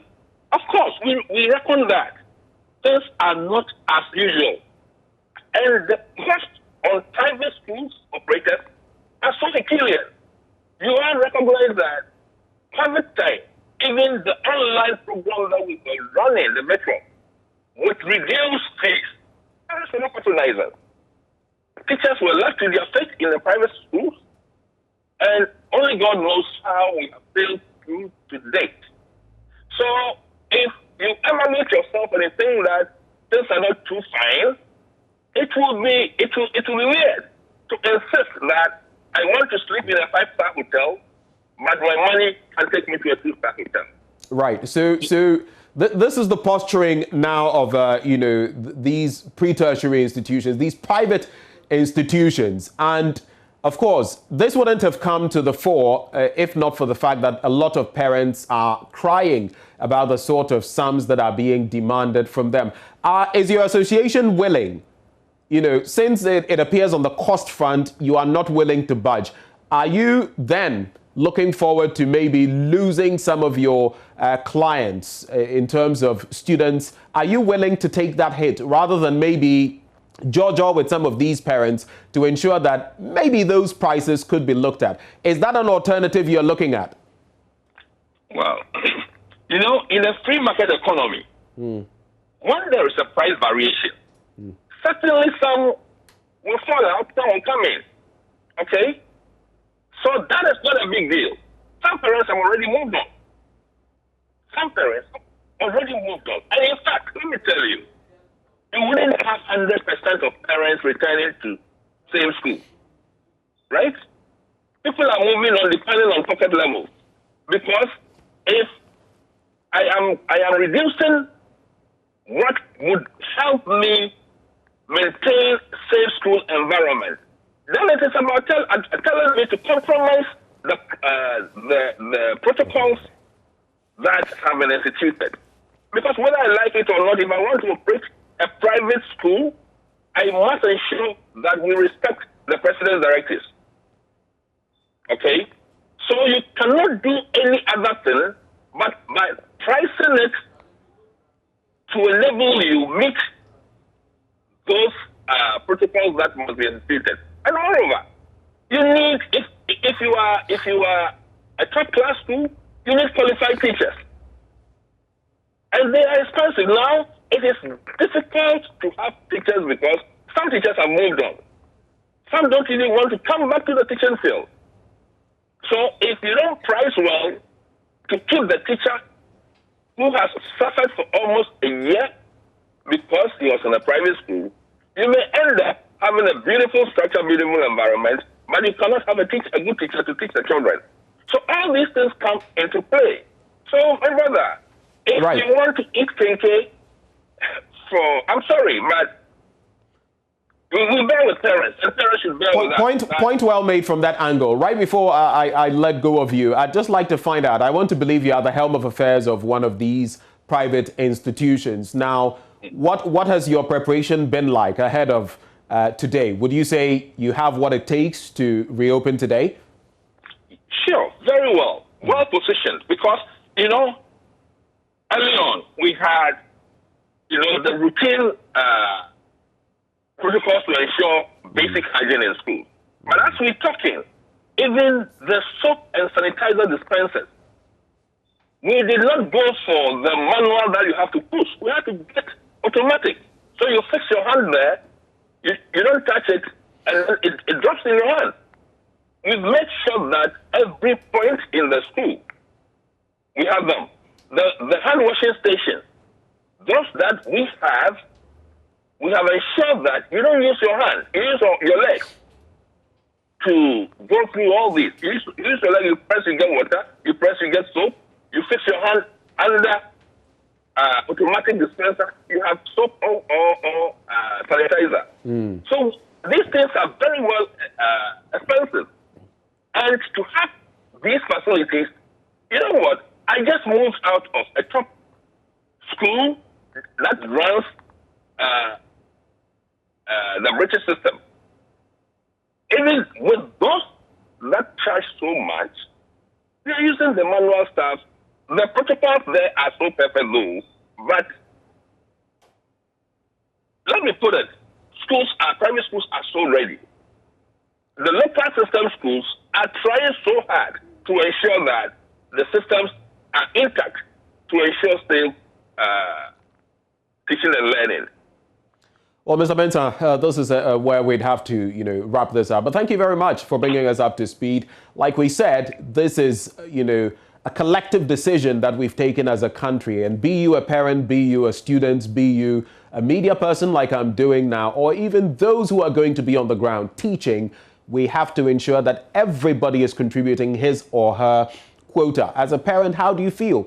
We're going to connect with some people, some of you from across the length and breadth of our country. And we start from the Northeast region, where, in fact, Ilyasu Tanko joins us. Now, Ilyasu, do walk us through what exactly the situation is in the Northeast region, specifically where you find yourself.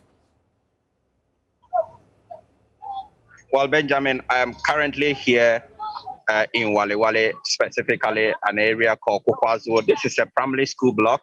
This is a primary school, LA primary school here in Kukwazo in Wale here. And as you can see in the background there, these are the students, the primary school children who have reported today here. And you can see all of them currently not in their face mask.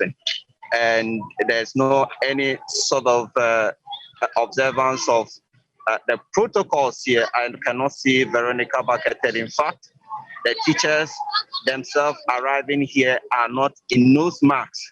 And I can see in the background there, all these children, they are not cleaning up their campus, readying it for classes. And as you can see, none of them, a lot of them coming here, some of them dropped off by their parents, and all of them are not in their nose masks. And I want to interact with some of the school children, the pupils who have reported here, because I cannot see them having on their nose masks. And I'm trying to find out from them, why have they reported to school like this? Class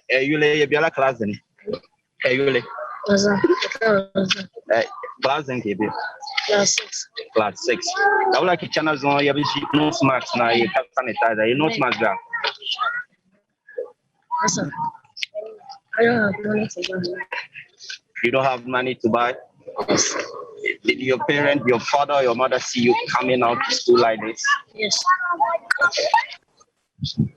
So as you can see, a lot of them here are telling me the same story. They came out from their home. Some of them are brought here by their parents, but none of them is a nose mask here right now. And like I said, some of their teachers that have cited here are also not in their nose masks. Some of their parents that are bringing them are also not in their nose masks as well. So there's zero, except few of them that are coming home with their nose masks. But largely what I've seen here, about 3 clusters of schools. Right now, I'm standing in there, and there's totally zero observance of the COVID-19 protocols here. As we begin school, a lot of them are coming here for the first time, even though they are telling me they are happy to report. But the children themselves, as you can see them clearly, having no knowledge of what is currently happening, and they are here with, I mean, some of them are actually telling me that their parents that I've spoken to who have dropped off their children, they are telling me that even though they know that coming to school will not be safe for their children, but they are fed up sitting at home with their children, and that is why they are bringing them to school. You paint there, Eliasu, but I'd finally like to find out from you. So yes, at least the mask wearing protocols not being observed for whatever reason, but the other protocols to be observed, the hand washing and the rest, do you at least see some of these logistics available at the facility so that at least the washing of hands and sanitizing can take place, Eliasu? Well, as I said earlier, the schools, some of them are just opening their classes, and a lot of their teachers have not reported yet. But I asked one of the students, and they told me, and you can see from the background there, one of the girls just brought out a bucket, trying to, they told me that they will be bringing out the bucket, the Veronica bucket, because they have locked them in their offices. And you can see the girl there trying to clean that particular bucket, and say from there she will fill those buckets and then they will start using them. But this morning, as I go around, I have not seen those logistics. But like I said, some of them have them in their offices and they are getting them ready. Well, Eliasu, thank you very much for bringing us up to speed. Very troubling indeed, I am sure, and I'm not singling out the vice president, but I'm saying that this is his home region, his hometown, and if he's watching, he's going to be very unhappy, especially on the back of all that we've been told about, schools reopening and the measures that are being put in place. But should it take, for example, His Excellency the Vice President to do something before the right things are done?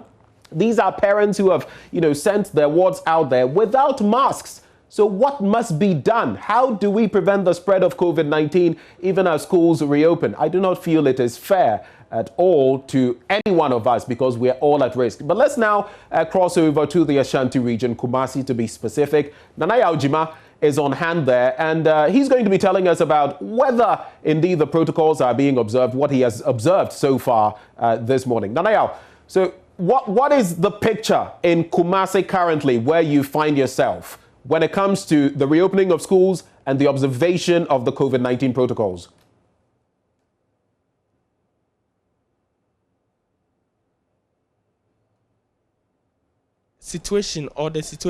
Condition here is different. If you can see around, there are some teachers or there are some people who have been elected or selected as COVID-19 ambassadors, and what they are doing here is that they are to ensure that every student or parent who come into the compound here observes the protocol, sanitizers, hand washing, all the protocols that is supposed to be observed is duly observed on the campus. As you can see in your shot, there's one teacher with the thermometer gun standing by this hand sanitizer gel, and he has other things to ensure that whoever comes to this compound is safe. But this is a sharp contrast in some of the public schools in this area. If you go to some of the public schools, you find a lot of the students coming in without the face mask. I got in touch with one of these students, tried to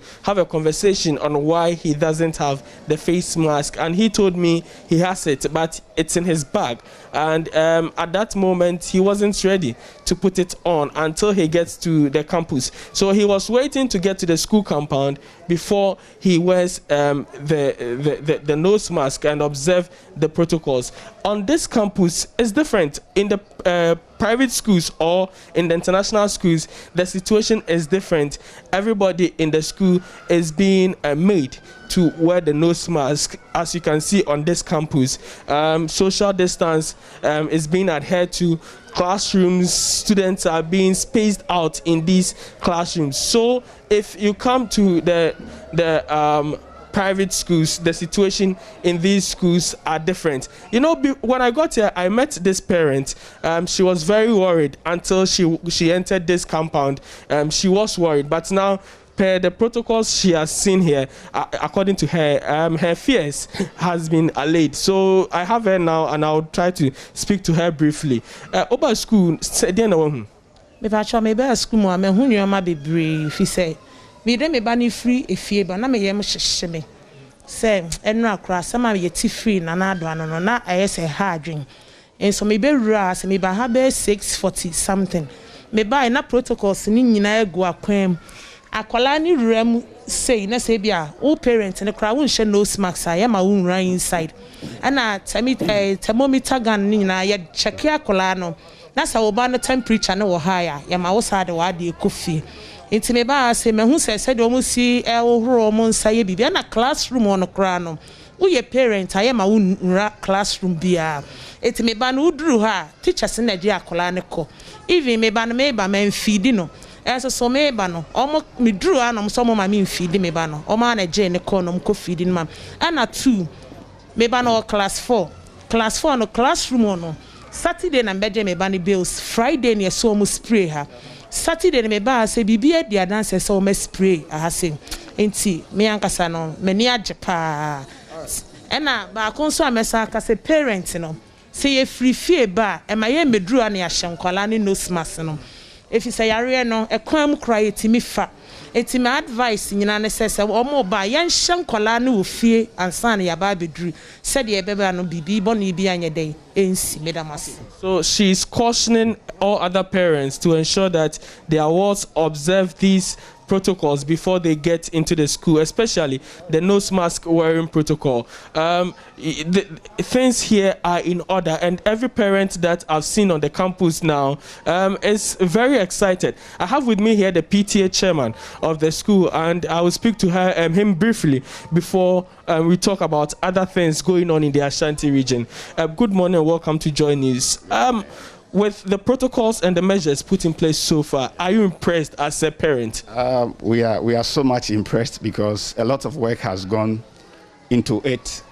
As a PTA chairman, together with the school board and teaching staff, the headmaster, we put in place a lot of things that will make our children safe and sound in this, learning environment. So as you can see, everything is in order. Far better than most schools, and any parent who comes here is so much happy that they know that their wards are in safe hands and they are in good environment. At the same time too, we are hoping that nothing will befall us. Much as we are doing our part as parents, we are also praying that God will take good care of our children and nothing will befall us. So we've put in place good stuff as much as the COVID protocols is concerned, and you can see that for yourself. My problem now here is about sustaining such measures in place. You are the PTA chairman, and you were part of those who tried putting this together. How do you intend to sustain this whole this whole measure in place? Yeah. So as far as sustainability is concerned, I think we have put in place measures that is going to take care of that. As far as monetary stuff is concerned, we making sure that we pay for whatever we are using as parents. And we've done our PTA virtual meeting on our platforms.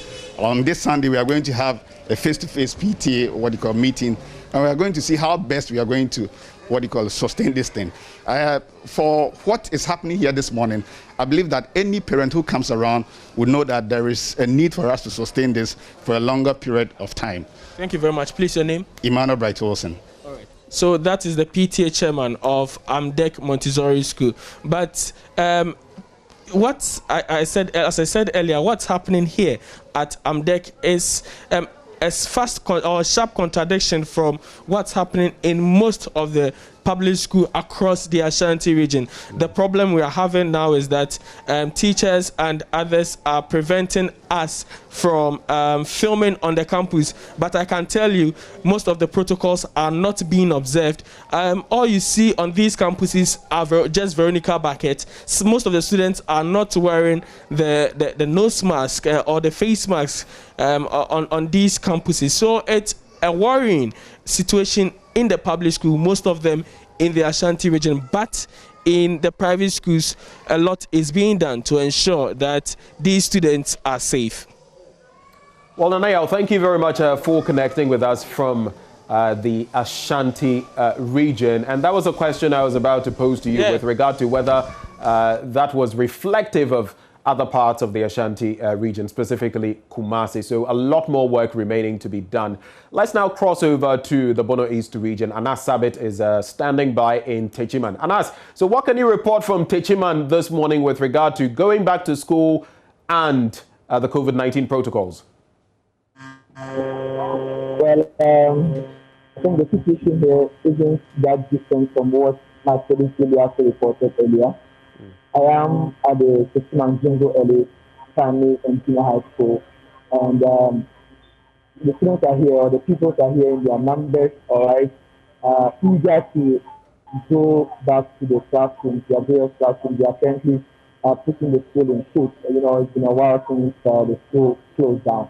But in terms of the observation of the COVID-19 protocols, here among them, the use of the nose mask, not even a single student or people have I seen with the nose mask. The teachers themselves, most of them are not in the nose mask, said that I've seen with African headmaster, and then one or two of the teachers all being in their nose mask. But generally, the people, as young as they are all walking about, playing around, doing all that we are supposed to do without the needed nose mask. As you can see from the current shot taken right now, they are lurking about, doing all sort of activities without their nose mask. I am also yet to come across Veronica buckets posted around, but I'm told the headmaster is here to show up. They have some of this apparatus in their offices that will be placed around shortly. That as it stands, nothing close to the use of almost all the COVID-19 protocols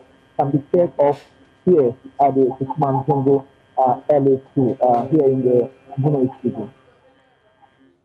So by and large, the picture being created across the length and breadth of the country is that, unfortunately, we are not ready for reopening. Because if you listen to the stories coming to us from different parts of the country, some drops in the bucket, very well prepared. But like we're seeing now in Techiman, the preparation is simply not there with even facilitators. I'm talking about the teachers themselves, nowhere to be found. And that is the situation in Techiman in the Bono East region. As you can see in your shot there now, some of the students, tidying up and all of that, and not having observed the protocols, not having washed their hands, not having, sanitized, a lot of them, practically all of them without masks, going about these activities. And in fact, it's not only COVID-19 that we are battling, exposing themselves like this. There could be other diseases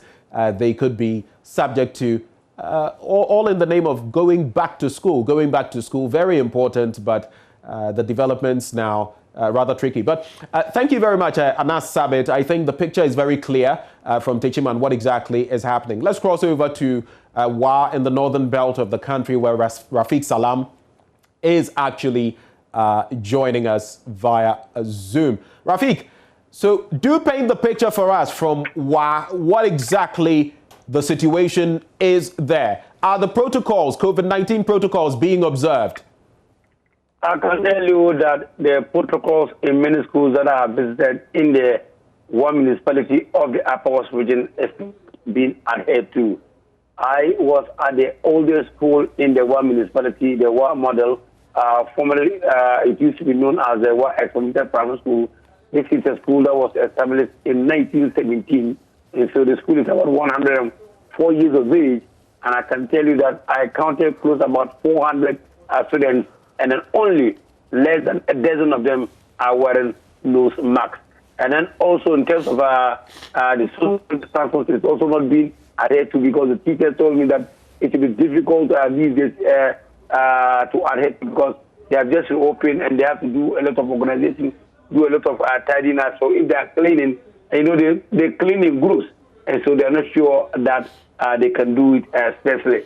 And so I haven't seen also Veronica Bakazara, but I'm told that the head mistress is on his way. They will bring them, but they are saying that after today they will do an announcement to the students, to the pupils, to tell their colleagues if they can step in with some of the nose masks while they wait on government to bring the nose masks to them. And so here I can tell you that it's chaotic here in the municipality. It's not being adhered to, but surprisingly, all the teachers that I met there, about 6 of them, all of them were wearing nose masks. And then also you have people who come to sell food to their pupils. A couple of them also, they are wearing nose masks. And so it's not been adhered to here. So Rafiq, quite a telling picture there, and we can see the images from here. Of course, the students trying to tidy up their classrooms and all of that, get them back into shape. But again, a worrying situation where indeed we have a lot of them not observing the protocols, not having the logistics needed to actually wash their hands, to sanitize, and most of all, the mask wearing not in a place. Now, Rafiq, I'd like to find out from you. A lot of these students are coming from homes. It appears their parents are not enforcing the wearing of nose masks. What have they been telling you? Is it a lack of the ability to purchase the nose masks? What is the problem? That yes, some of them, their parents wanted to give them, but they later told them that government said that once they come to school, they will be provided these nose masks. So they think that it is not for them. They think that they better leave them to come to school and then collect the nose mask. But this is the case. They came to school, and the school authorities are saying that they haven't received these nose masks yet. And so some of them, they said, yes, their parents will have provided for them, but I think that government said that they will provide them. That's why they have allowed them to come to school to pick it from the school. And so you've heard it from the horse's own mouth. A lot of these parents then are thinking, because there are going to be provisions by government, there's no need for them to actually make provisions from home. But if you're a parent, mind you, your child could contract COVID-19 between home and getting to school. So that's a responsibility you must take upon yourself. Don't assume. What if that educational institution does not have, nose masks for the entirety of the population? Then what? So let's do the right thing as parents. We have Natalia Kwanza from Takrady reporting from the Western region. Natalia, what is the picture in Takrady this morning when it comes to the reopening of schools and the COVID protocols? Are they being observed? Well, when you go to the public schools, they are not being observant. Some schools have provided Veronica buckets with the soap and others, but the students themselves coming in most of the public schools are not wearing the face mask. When you go to the private schools, you see that they are adhering to the protocols. Let's say those even below 5 years, when you get to the school, there are people there assigned to help these children go through the washing of hands and the protocols. When you go to their classrooms, there is social distancing. That's the private schools. And then in the public school, some of them are now cleaning up their schools. For instance, right now I'm at Presbyterian Academy, and here most of the students, I think this is one of the schools that I've seen that most of the students are in their nose mark, and they say they have someone designated for health. So that person is in charge of taking their temperatures and showing them how to wash their hands properly, and then also following them to their classrooms while they are doing the cleaning, showing them how to arrange their chairs so that they can provide some social distancing. So at least some positive developments from there. Have there been any of these parents who have come to drop off their children, their wards, and what have they been sharing in terms of their expectations as schools reopen? Well, most of these students came in with their parents accompanied them. For them, they think that they would expect the teachers and then heads of schools to do better in terms of social distance, and they expect that the protocols would be observed. They expect that the teachers should put stringent measures on the student, because for some parents, they say that some of the students can sometimes be a bit what they would think it's not really something serious, but they expect the teachers and then those in charge of the various schools to do their best, because they are not here to monitor them. And then with the cases rising, last week, for instance, Etienne Kwanta recorded 30 new cases within 1 week. So these parents are really worried, but they are hoping that this school will do better when it comes to making sure that the students comply with the protocols. Natalia Kwanzaa, all the way from the Western region there. Thank you so very much for connecting with us. The general picture, though, is not one that is very positive, but let's say these are teething problems. We must all do better. Don't you forget, 13 out of our 16 regions have cases, and indeed we are recording about 200 cases per day. Between the last COVID-19 address by the president and, yesterday's, an increment of about 1,000 cases. That is not a very pleasant picture. Let's all be responsible.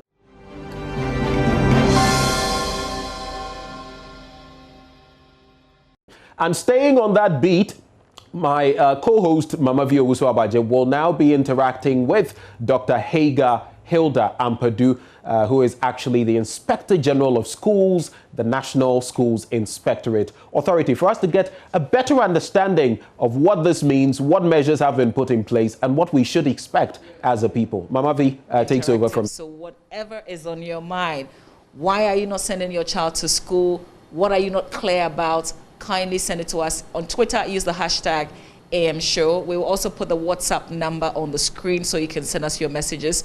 You can also go to Facebook. We've posted the questions there, and you can send us those questions so I can put it to her. It's all about you connecting with her on this very important day. I want to say good morning to you, Dr. Hilda Ampadu. Thank you so much for your time. Good morning, Mama. Thank you for coming. Great. So the president addressed the nation yesterday and gave us the figures for the COVID-19, which got a lot of people, people got scared because the numbers are really going up. And then there's reopening today. So I want to find out, first of all, what the COVID-19 guidelines are, and specific to private schools, in general, all schools, because that's what you handle. Yes. Yes. Okay, thank you very much. So National Schools Inspectorate Authority, we are set up to enforce standard and ensure quality in all schools, all pre-tertiary schools, public and private. So usually it's said that we focus more on private schools, but it's actually all schools. And it's an agency under the Ministry of Education. Now, if you think of Ghana Education Service, they are proprietors of schools on behalf of the government. So they have the same right in the system like most proprietors of private schools. So the advice is that most private schools submitted their COVID-19 management plans on what they plan to do to manage COVID-19 in their schools and ensure learners are safe. So we advise that they go by the guidelines, which include the hand washing regimen, sanitizer, face masks, distancing, etc. that they have in them. And so we expect them to go by the guideline.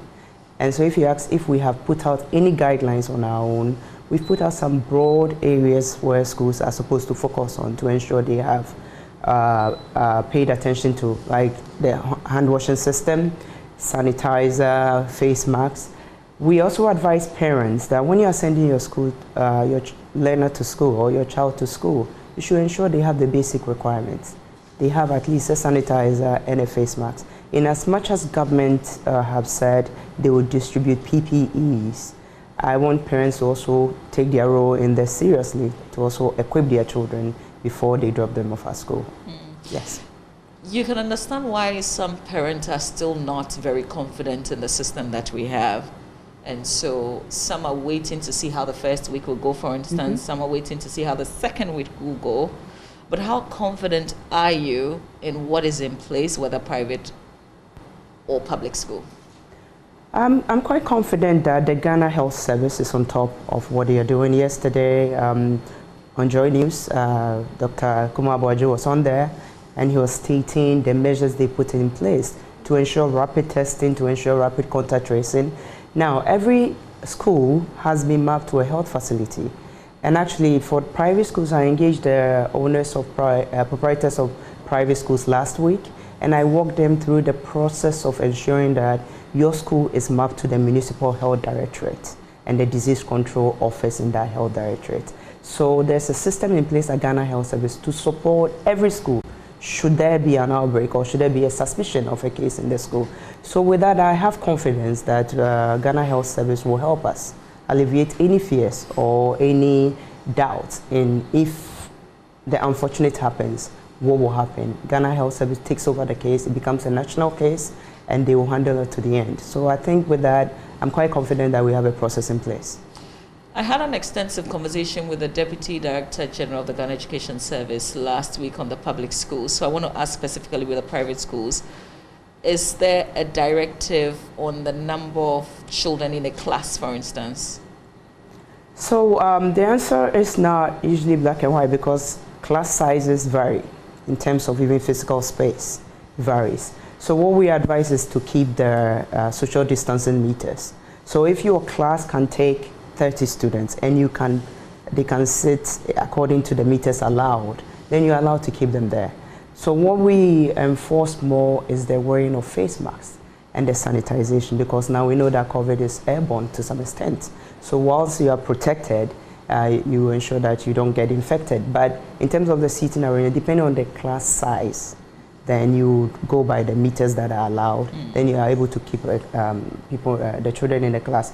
However, if you have a class of 60 students, for instance, and the room is said that they cannot sit 2 meters apart, then you, the school, are required to make further arrangements. You can even run a shift system if you need to, so that you can accommodate all your students. But there should be no reason why you should cramp all 60 students in a class just because you want them to be there to learn. Safety first. Safety first. In the school where my children are, they used to close at 3 p.m. But I realized that with COVID, now that they're going back, they're closing at 4. The explanation they give is that from 7 a.m. they will be doing the protocols, which will take a bit of time. So they've extended the time. My question is there a specific directive on contact hours? So for contact hours, there's no specific directive, but there's a recommendation, especially for the lower years, from the kindergarten or crèche up to P6. We recommend that you keep them in school for a few hours because we don't expect, all the science out there says that kindergartners are not expected to keep the masks on throughout the day. So the longer you keep them, the more uncomfortable they become, the more jittery they will become, and they will stop going by the protocols. And so we were recommending that for the lower years, they keep them for about 5 hours of the day. So that includes arrival and then departure. So they are not in the school long hours. Now, if you have to supplement with other forms of learning, most private schools can afford that, then you do that. Maybe you give them assignments where they'll go home and continue. So you give them homework that will last, if typically homework was an hour long, maybe now homework is 2 hours long. They do more of the work at home in the interest of safety. So that's what we recommend to proprietors. Another issue, well, has been school fees. Yes. And if you were to monitor social media, particularly last week, people were uncomfortable with the fact that either the fees have stayed the same, or in some instances, people are actually charging for COVID-19. What is the direction? Are you asking private schools to increase, decrease, maintain what they were charging before? So I will just use this opportunity to explain. If you own a private school in Ghana, you are running a school as a business, as a private citizen, which the Constitution allows you to help government provide education to the populace. Now, since you are running it as a private business, government has no business dictating how much you charge for the service. So we do not regulate school fees. We recommend. So in this case, we recommend that proprietors should be, aware of the times we find ourselves in. And parents have had to take a lot on their shoulders and to work with parents to come up with prices that are reasonable. But in terms of government issuing a directive saying that you can't charge this amount of money or you can't charge that amount of money, the law doesn't allow us to do that currently. So we cannot prescribe what school fees should be charged. Now, that is also why the Constitution sees it fit that the government should provide schooling for its populace. So that's why the public school systems are there. So any citizen who chooses to go the private way, there are some risks involved that you have to take, and that's some of it, because we cannot really regulate what they charge for the service that they render you. So we can make recommendations, but we cannot regulate per se. Should we expect public schools to charge for COVID-19? No. In the public school system, did you say public school? Yes. In the public school system, there's zero charge for any and everything. Government bears all the cost of every charge. That's why government fumigated the schools. Government is providing PPEs. Government is telling parents that you don't have to pay any school fees. Even PTA fees have been scrapped in the public system. So you shouldn't be paying anything for COVID testing, for COVID PPEs. Everything has been supplied by the government.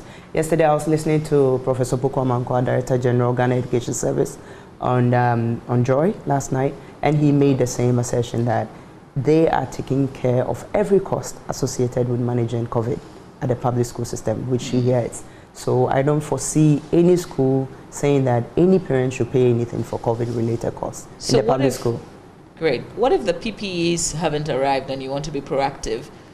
So what we'll advise is that, and I said it earlier, when you're sending your child to school, it would be best to give them some kind of protection.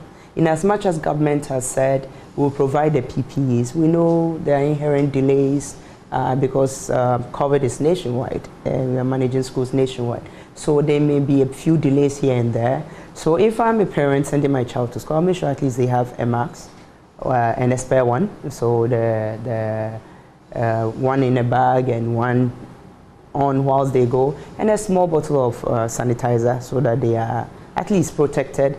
And in hope that in due course, the government will come in and give the PPEs. Some PPEs have been distributed, but I'm not sure it's gotten to every school. So I will advise parents that just equip your child with the basic tools they need to protect themselves. So just 2 masks, one on, one spare in the bag, and a small bottle of sanitizer.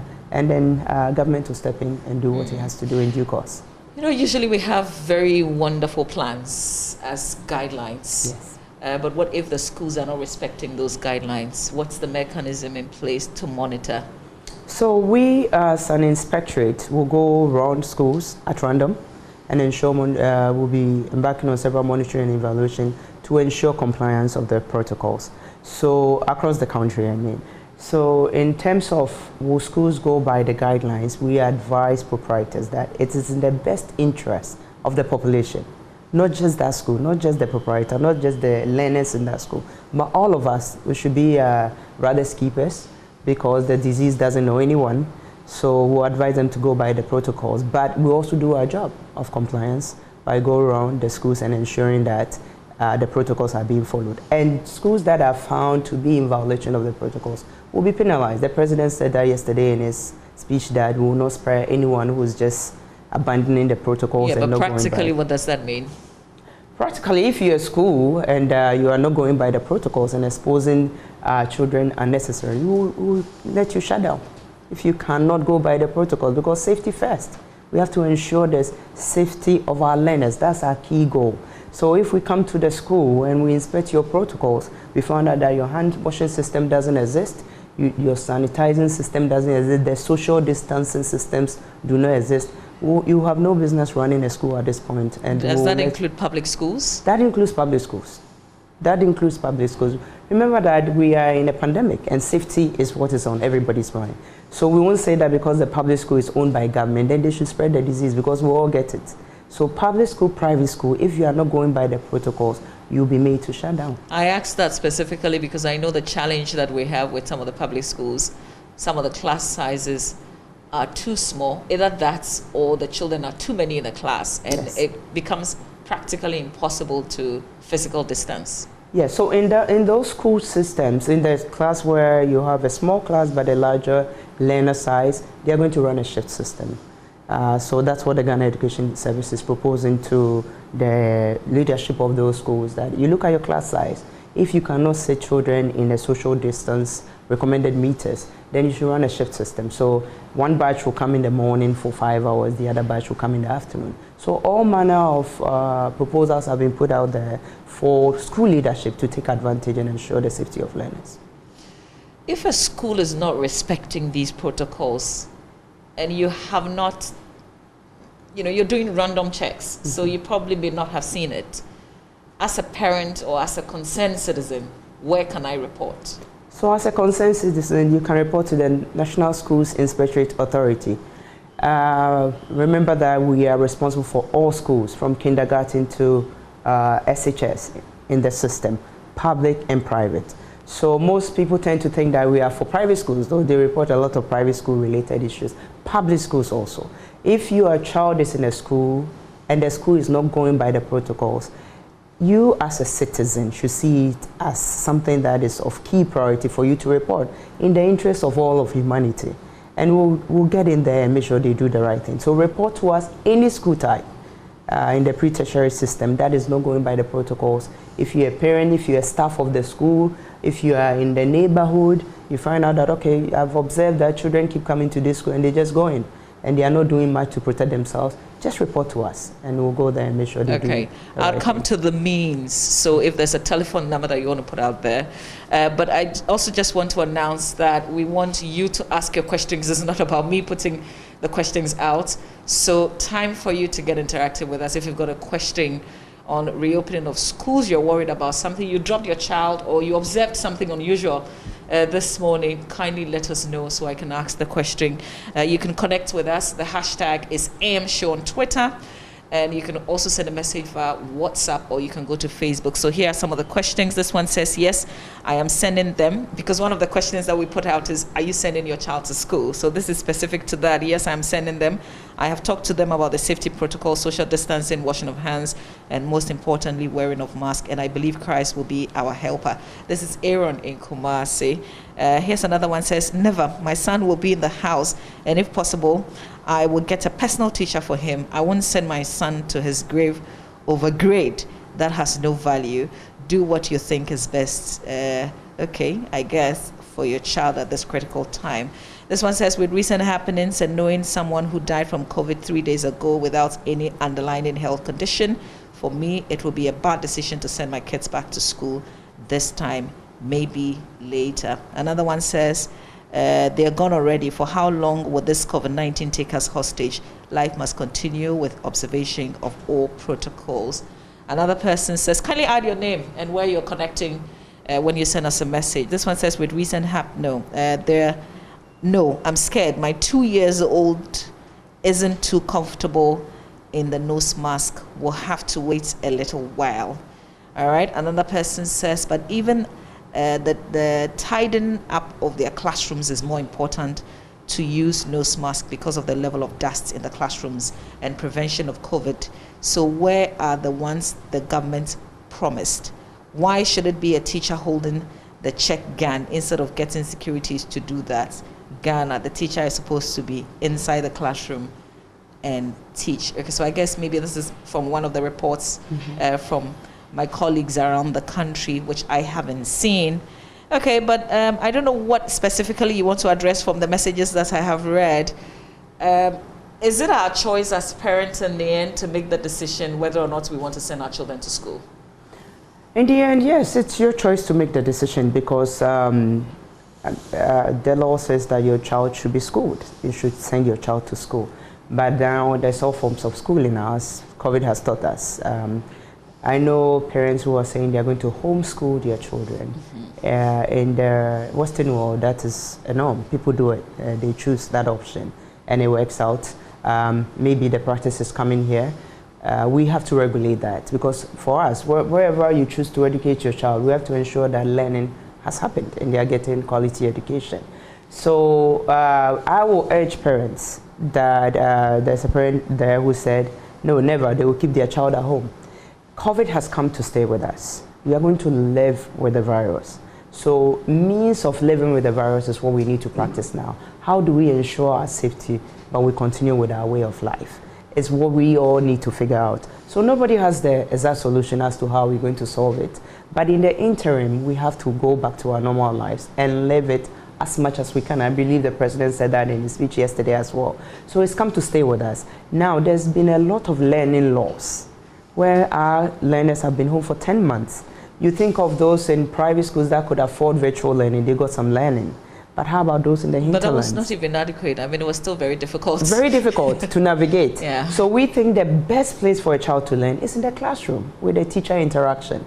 So we are doing our best to make sure that the children do not lose so much learning. It's across the world. It's not just Ghana, by the way. We also watch the international space of what is being done. We know in the UK they will open it one day, close it the following week. In the US, some states. So we are watching all that.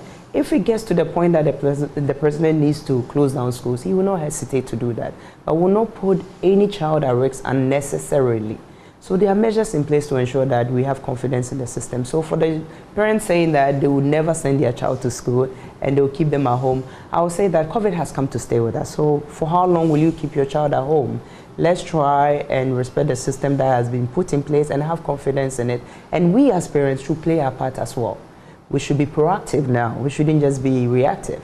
So when you are sending your child to school, make sure they are equipped. When you're in the school, be inquisitive. Go and find out if the protocols are being followed. Don't just drop them off and run to work because you are running late. Because now safety is a key concern for everyone. So whilst you are there, just park. Just walk around the school. Observe some things. Are they following the protocols they said? It's the school clean?